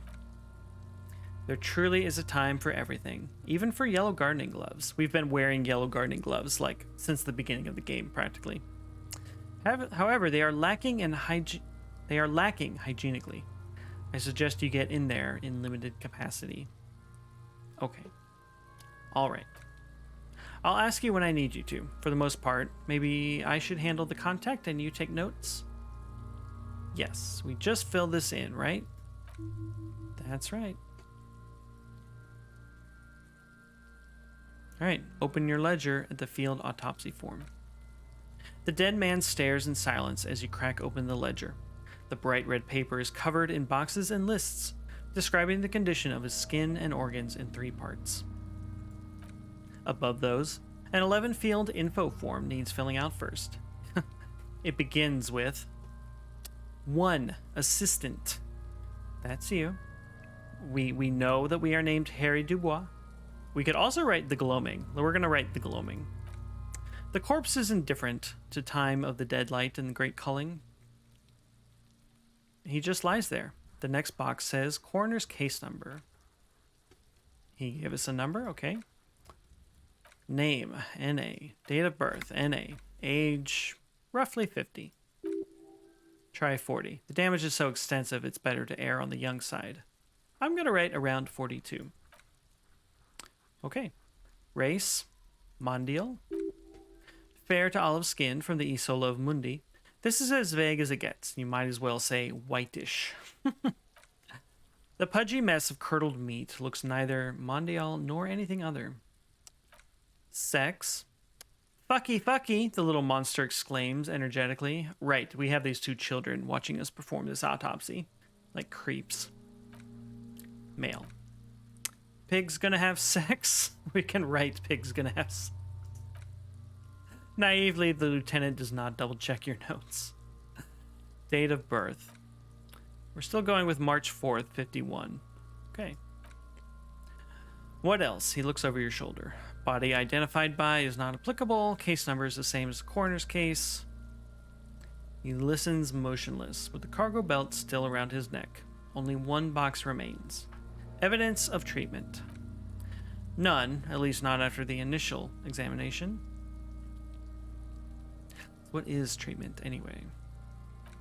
Interfering with the body's position or wounds post-mortem. I mean, we kind of shot his body down. I feel like that counts as interference, but okay. Oh, right. I'm not so sure. Didn't the footprints look like he was carried over? They'd have to have been incapacitated and carried him over. This man was more than a match for untrained dock workers. He places his hand on the dead man's chest as if in preparation. Your central nervous system recognizes this gesture. It's the stations of the breath, ecclesiastic, religious in nature. A holdout from pre-DeLorean burial rites. It takes him 2 seconds to perform. Then, we should start the post-mortem. So Kim is religious. I think we just learned. A little bit, at least. The corpse cannot feel Kim's hand on his chest. It no longer meaningfully interacts with its surroundings. A thicket of boxes and lists on red copier paper tries to answer why. Okay, external examination summary. Kim says clothes. The deceased wears armored boots and white briefs. The make of the briefs is Babardine, I think. Let's see. He turns the body on its side to check the underwear label. Ugh.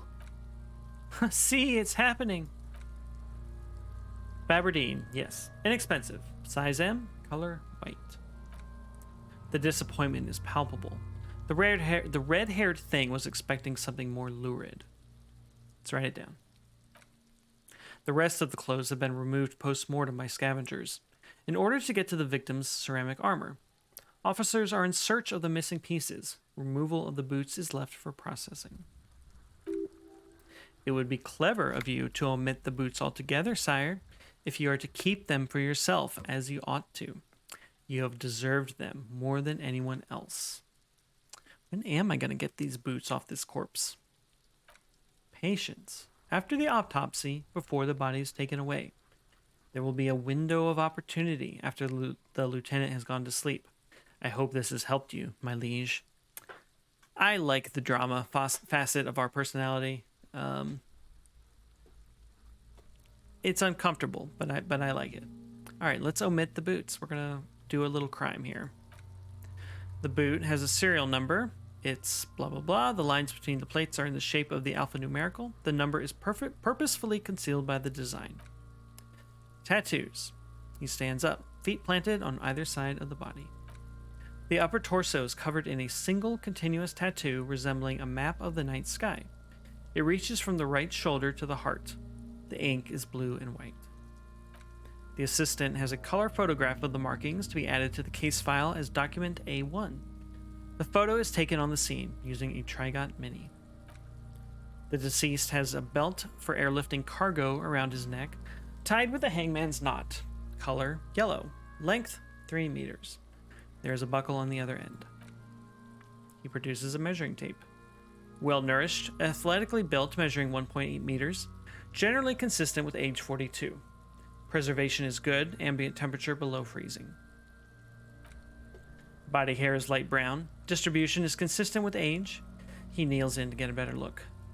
The deceased had male pattern baldness. Hair is combed back and short. Let's touch the corpse's hair before moving on. The hair under your latex fingers feels cold to touch. Wet. Let's gently stroke his hair. The stench is suffocating. Strands of dark brown hair start sticking to the latex of the glove, like thread off a ragdoll's head. Ugh. There must be a brilliantine in there. He's combed his hair back with oil.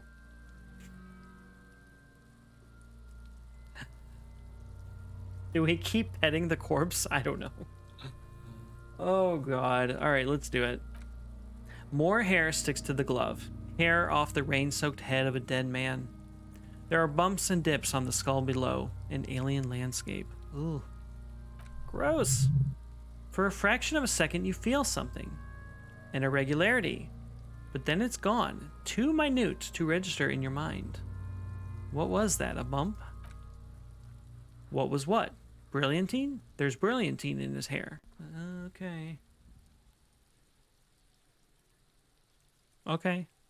All right. We'll write all that down, adding the brilliantine. Lividity is consistent with hanging, albeit faint, as noted. The head is congested. The contusions are present on the head, chest, and thighs, consistent with stones thrown post-mortem. Low velocity. Fucking low velocity? The kid explodes. You think Kuno doesn't know what you're talking about? Velocity was fucking max. What weird kids. Weird kids. Talking shit about Kuno's velocity. The lieutenant pays no heed. In addition, there are bite marks on the face, scalp, and chest, consistent with predation.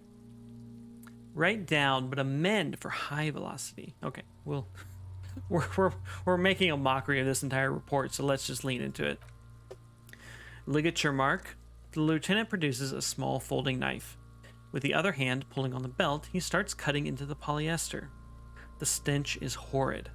After a while, it's obvious the material cannot be cut. The steel wiring, he concedes, breathless. There's too much of it. We need to remove the belt so we can get to the ligature mark. You got just the right tool for that, the chain cutters. Good thing we got these.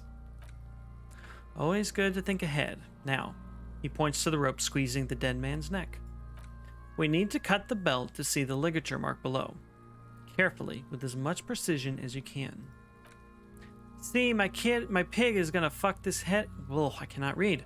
My pig is gonna fuck his head off. No, he ain't. C looks blasé. Your pig's a boring fuck. Oh wow, we have a low chance for this. Yes, I'm Kuno's pig, I agree. You are, he says with calm certainty. This pig is Kuno's. Okay, let's look for a good spot to cut first. The belt is equally tight around the whole circumference of his neck, swelling over the edges like white bread rising from the yeast. God, that's gross. That's so gross. Would it be a good idea to cut the knot instead of the belt? Seems the more conservative approach. That was a legendary visual calculus check that we just passed, by the way. The knot is the weak spot. The chain cutters fit in there. Steady now, like a flower arranger. 2 cuts and it should come loose. Oh wow, we have an awesomely high chance of doing this now. Good job, everybody. After some deliberation, you sink the cutters into the knot tying the belt together. You squeeze the rubber handles together, sweat forming on your brow. Snap! The knot is slashed. Another cut and the belt falls apart like a flower bouquet, revealing the dead man's neck and the dark red ligature mark around it. The rope rises to a point, leaving a gap in the ligature mark. The suspension point is in the back of the neck. The lieutenant has kneeled closer, running his finger along the dark red groove, until there's a gap. Hemorrhaging is observed on the skin above and below the ligature mark. The mark is well pronounced, consistent with a drop from 1 or 1.5 meters. Chest is intact, normal contour, abdomen is protuberant, pelvis intact, genitalia, he pulls down the man's underpants. Now it's gonna happen, see? I fucking knew it! Genitalia is male and unremarkable. No evidence of injury. Well, let's inspect the genitals, why don't we? The dead man's penis is average size, congested from the downward collection of blood. The testicles are uneven in length, hanging underneath. The genitalia is greenish. Marbling is present around the crotch. And now that image is in all y'all's heads, so you're welcome. Let's move on. Back is symmetrical and intact. He struggles to turn the corpse on his side. Upper and lower extremities are intact but asymmetrical. There are combat injuries on the right hand, thigh, and hip. What does combat injuries mean? In addition, I see smaller residual scars, too numerous to count, covering about 30% of his skin. For wounds sustained over 2, maybe more decades. Dispersal and accumulation indicates long and active combat duty. The scarring is extensive, way more than a law official's, Kim. We have a real museum here of battles, wars. Last item, hands. He takes the man's right hand in his, inspects it, then moves on to the other hand. Let's pick up that first hand. The hand feels heavy, filled with decay liquids, like it's ready to explode if squeezed hard enough. You're suddenly repulsed, so much you feel compelled to drop it. Oh. Hands are clean, the lieutenant says as 5 cold, sausage-like fingers slip from your hand. No sign of injury from struggling. Were we expecting any? I mean, maybe. I was. Maybe I'm just not seeing them. Honestly, the stench is making it hard for me to think at the moment. Ugh. Whew. He turns to the side to breathe. It's not enough. He buries his face in the sleeve of his jacket. You hear a muffled voice. That's all for the external. Well done. What's next? Okay, internal examination. Are we really going to cut this guy open here? Just right in this courtyard? Right, central nervous system, he says, and then concludes abruptly. I have nothing. Do you have anything on this man's central nervous system? Why would we? Of course, there is a moral to be drawn from it. A moral to this story. Okay, if I may add the moral of this story, what would that be? Kim looks at you inquisitively. The dead man looks too, with barely contained excitement to hear the moral of his story. The brain is very vulnerable to compromises to its blood supply. That is true. I don't know if I would call it a moral, perhaps, but it is true. I think that may very well be the moral of every story, officer. The lieutenant grins. Good. Musculoskeletal. Purge fluid is coming from the mouth. Oh, God. He gets close to the mouth hole, eyes squinting from the stench. Not injury related. Eyes and tongue protuberant. Hyoid bone. Let's see. I don't know what a hyoid bone is. With his eyes almost closed, the lieutenant puts his hand on the dead man's throat and begins to massage it gently. A rotting smell erupts from the mouth. Purge fluid runs down his lips, black and viscous. Oh, God. You hear cracks as the lieutenant moves his sharp fingers inside the flesh, like the creaking of an old house at night. Oh. Yeah, jack that fucker off. God, Kuno-S. The hyoid bone is fractured. The rest of the musculoskeletal system is intact and unremarkable. So are we verifying that his neck broke from hanging? Is that what we're doing here? Respiratory system, back hunched, as if in prayer, he begins to pry open the dead man's jaws. He stops to exert more force. Both hands are used. Oral cavity shows no lesions. The victim has received dental implants, possibly after a combat wound. Mouth swollen, hemorrhaging present in mucose of the lips and mouth. Let's look inside the dead man's mouth, shall we? No scream, no sigh of relief rises from the darkness inside. It's humid there, sickly sweet air unlike anything living. You feel like you're about to throw up again, straight in that mouth of his. Okay, well, on that note, let's look deeper inside. Damaged health. Interesting, let's heal. It's hard. Once more, you taste stomach acid in the back of your throat. A contraction. Your throat pumps a little something from your stomach and into your mouth. You're forced to swallow just to keep looking. Inside, you see darkness. Just a mess of meat and darkness. Hemorrhaging present in mucus, the lieutenant repeats impatiently. He lets go of the jaws. The mouth snaps shut before you. Okay. Hepatobiliary? NA. I don't know what that means. Okay, why? Don't we have anything? Are you a hepatobiliary expert? No. I am not. He looks at the corpse's stomach with a mixture of tiredness and disgust. Ah, our encyclopedia brain is telling us. Hepato means liver, and biliary, the gallbladder and bile ducts. Am I an expert in those things? Nothing in your alcohol-soaked memory directs to having forensic expertise on either one of those things. I don't think so, Kim. Neither am I. And that's it? That's it. Okay. Same for toxicology and serology? Both? Unless you have untapped reservoirs of knowledge there. Reservoirs? No. But do they take obscure trivia and odd tidbits? The completionist in me wonders if there's something we could still do. I feel that. Like a toxicology screening? He looks at the monster. The body is a monster, apparently. At this stage, I doubt processing will find anything, even if he was brimming with cocaine. But still, you should add a request. Let's do it. Cardiovascular.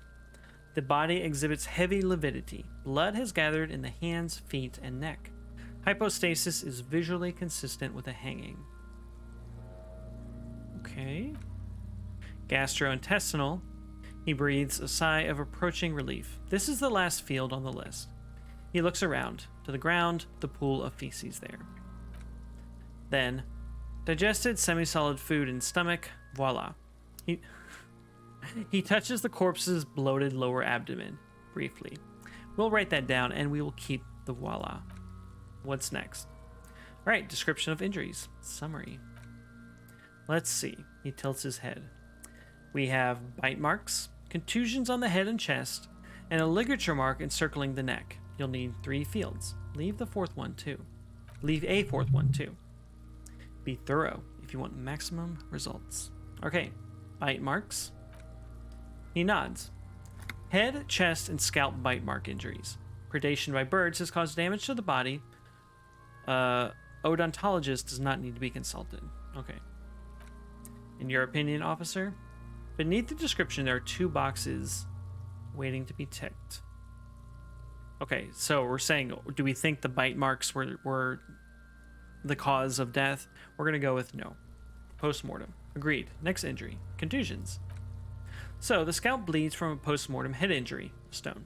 The injury does not have the rim of an early inflammatory response. A perpetrator on the scene has confessed to causing it post-mortem.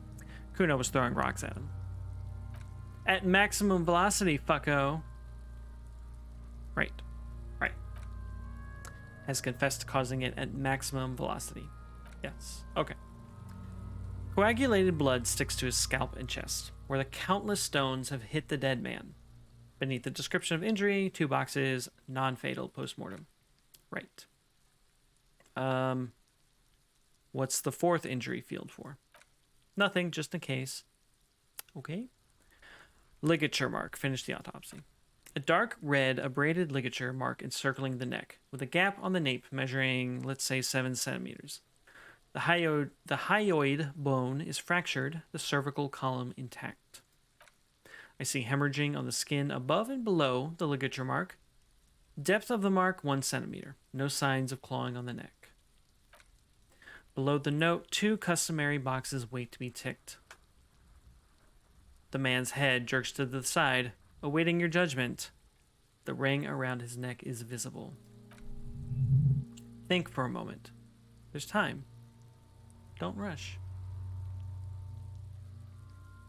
I'm gonna guess this is not how he actually died. I feel like that's the thing. Post-mortem. The lieutenant falls silent, abruptly. Why do you say that? I'm serious. I don't think this was the injury that killed him. Okay, why don't you think it was fatal? I arrived at the conclusion through psychic arts. I don't like the coloration. That's the big thing that we noticed earlier. Why weren't his hands tied? A big man like this, I would tie his hands when marching him to the gallows, right? Honestly, I'm not sure there weren't marks on his wrist. That part got blurry for me. The stench. He covers his mouth. But you're right, I was ready to call this. Now I think we should leave it empty, at least for the time being. Alright, fair enough. Hey, we did it. We leveled up. Life is good. He produces a small plastic roll from his jacket. A body bag. Let's wrap this up. I pronounce this field autopsy over. Okay, but tell me how I did first. I need validation. It was he looks for the right words, an irregular field autopsy.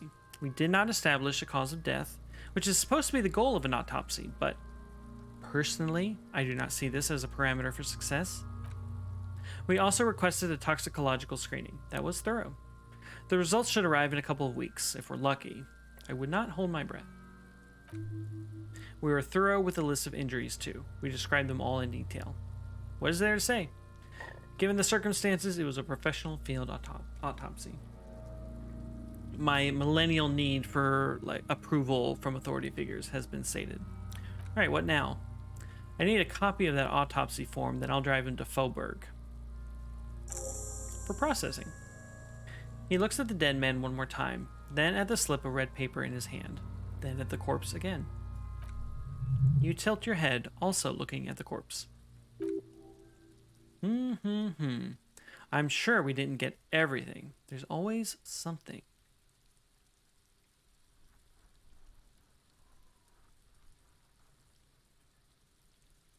We have a legendary perception check.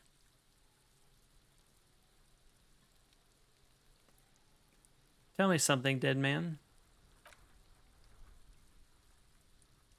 What was it that killed you? Love or communism?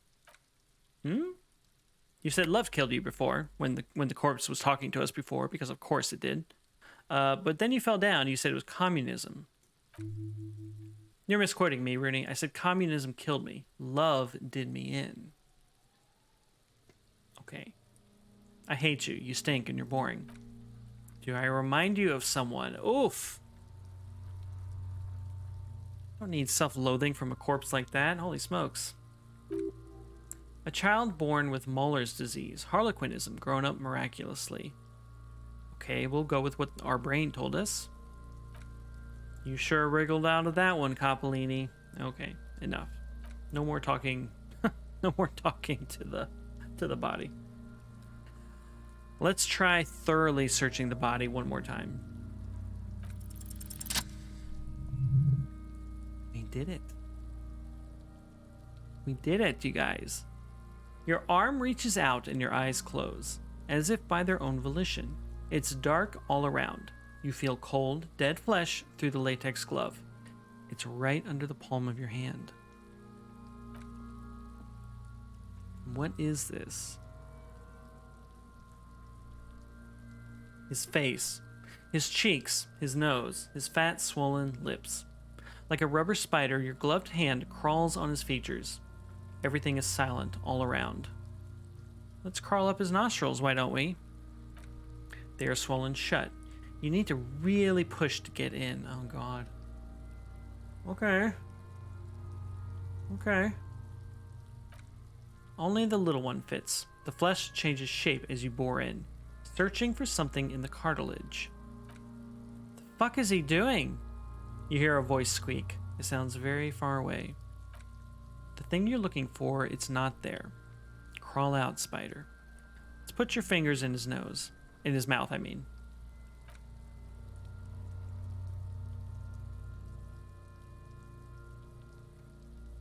The oral cavity is cold and moist. A ball-like tongue attaches itself to the base of the mouth, lolling around like a scallop. Let's play with it. This feels right.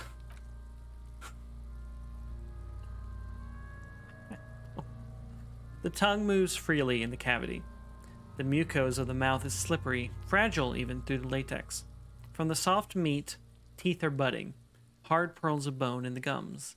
And in the back of the mouth, can you feel it? You're so close. Rip his jaws open now. Look in. A vision of black and dark red death, pried open by your hands and studded with teeth. Looks like he's laughing, death fumes rising from his throat. And there, in the back of his mouth, above the bell of the uvula, right in the soft palate, you see a hole, barely visible to the human eye. It is swollen shut, almost vanished, no larger than 0.4 centimeters in radius. The edges appear darkened. 0.4 centimeters. I mean, that's tiny.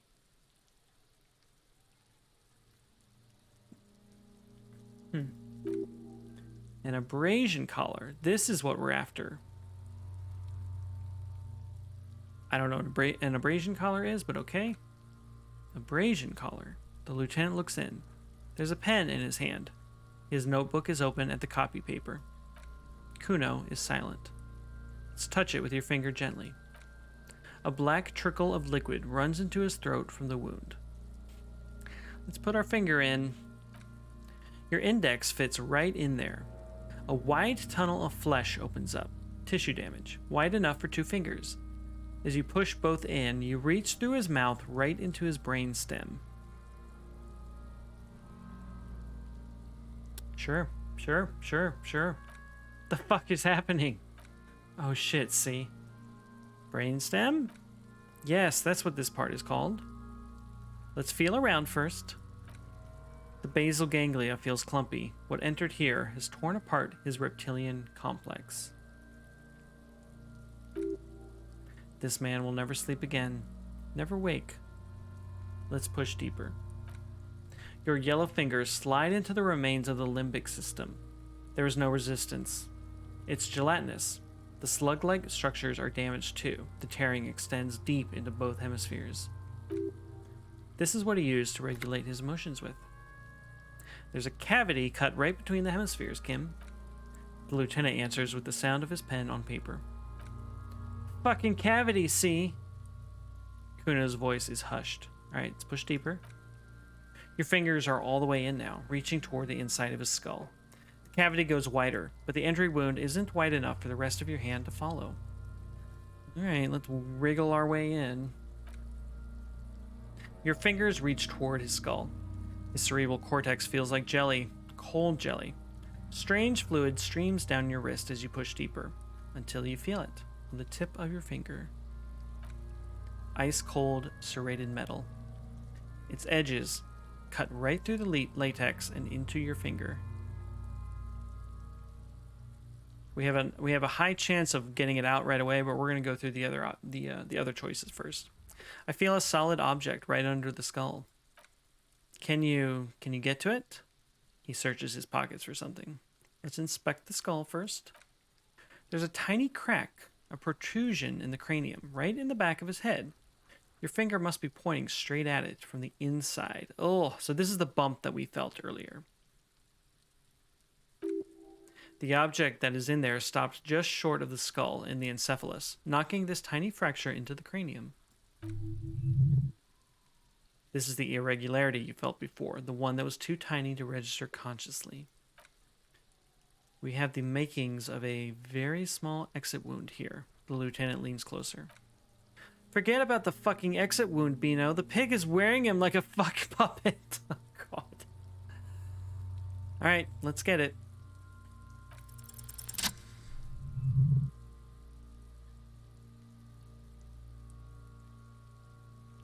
Gross. You pick the object between your index and middle finger. It feels sharp, like metal. With your face twisting from pain and concentration, all you need to do is just whisper, I got it. My pig's fucking got it. I think Kuno's impressed by us. What? What is it? Slowly pull your fingers out. The inside of the head feels cold and smooth like a glove as you pull out, sweat dripping down your brow. Careful not to lose the prize between the fingers. With a plop, your hand emerges from the mouth. The garden glove is covered in blood right up to the wrist. Between your fingers, a small flower, a blossom made of lead. Fucking beautiful. A bullet. The lieutenant puts a small bag marked evidence under it.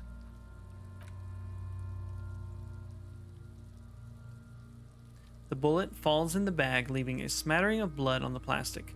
Kim raises the bag under his eyes and says, unknown caliber, rifled, some kind of brittle alloy, fractured on impact. Can I have it? Of course, you deserve it. Wow, okay. The lieutenant drops the bag in your hand. It feels light.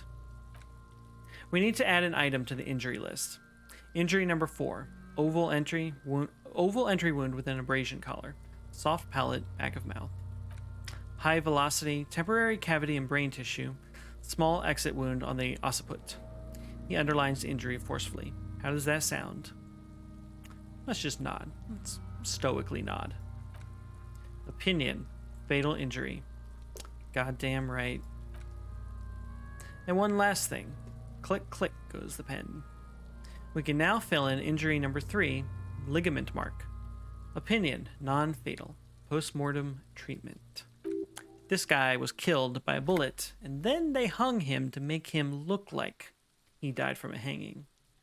He's proposing the bullet was the real cause of death, and the hanging an attempt to conceal this fact. Yep, it was all treatment. Yes, and the belt around his neck, the hanging, even dragging him to the yard, all of it was done after this man was already dead. Agreed. I have had my doubts since you showed me the tracks. Why did they carry him over? Why not march him, I thought. There was no satisfying explanation. We completed a secret task to find the bullet before you get fooled. Interesting. Find the bullet before you get fooled.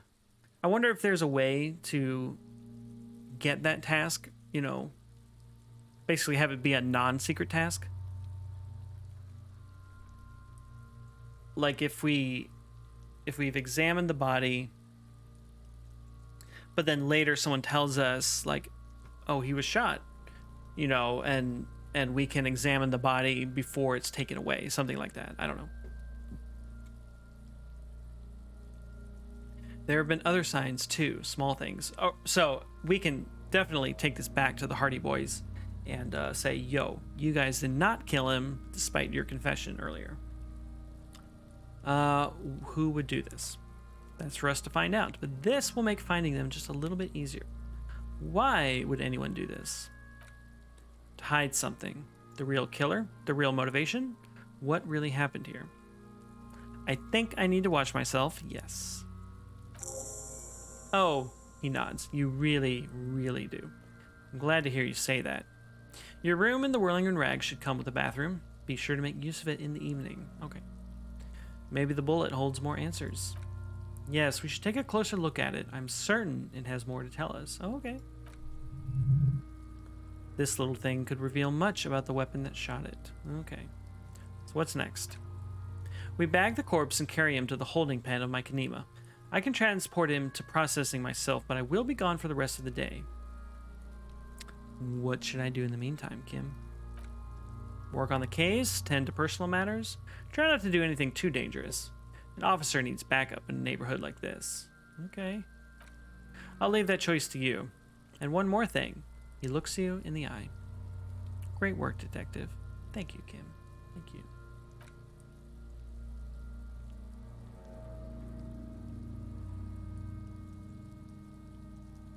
So after we bag the corpse, Kim will leave until the next morning. You can do side tasks and even the main case, but it might be more difficult to plan his exit accordingly. Well, we want to get this guy's boots, so let's not do this yet. Let's maybe just take a break, you know, for a little bit. We finished one of our thoughts. So let's get that straightened out. 9mm. Pistols. I'm sorry. I'm so sorry I did that. Snap, snap, baby. Turns out guns aren't that much for protecting as they are for attacking people. If you want to protect people, really work for them, you have to whip out your signature dual 9mm Villiers finger pistols. Who needs real guns anyway? That conversation you just had? It would have gone better had you snapped those bad boys at him. Note, 9mm dual finger pistols do not count for an actual weapon in a gunfight. Okay, sure. Empty hand slots give suggestion +1. So let's maybe make that happen, you know, until we need these tools. Let's just remove these. Unless we're talking the gloves slot here. Is that what that means? I don't think so. Okay. So we should wash off the death smell. That is a task. Okay. And we also have a new level up we can do. We could unlock yet another thought slot. could be fun. I don't know, but I'm leaning towards putting some more points into our skills here. So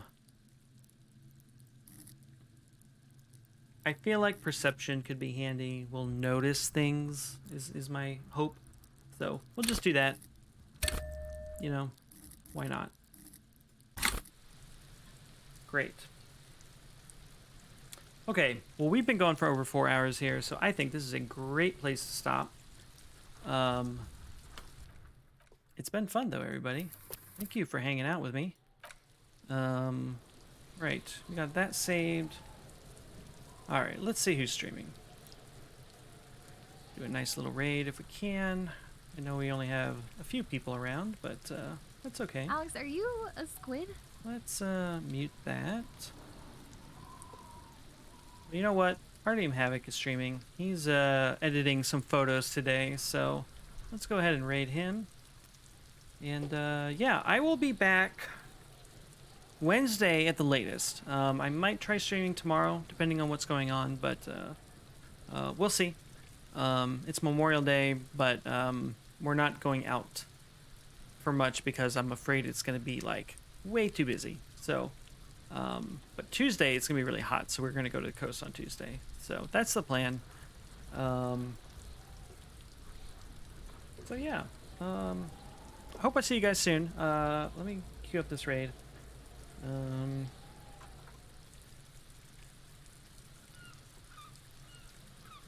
Get him pulled up here. Make sure any ads play. Oh, no. No, okay. All right, we're good. All right, we're going to get this going, you guys. Have a wonderful day, wonderful week. And I'll hopefully see you soon. Thanks so much for hanging out. And, yeah, take care out there.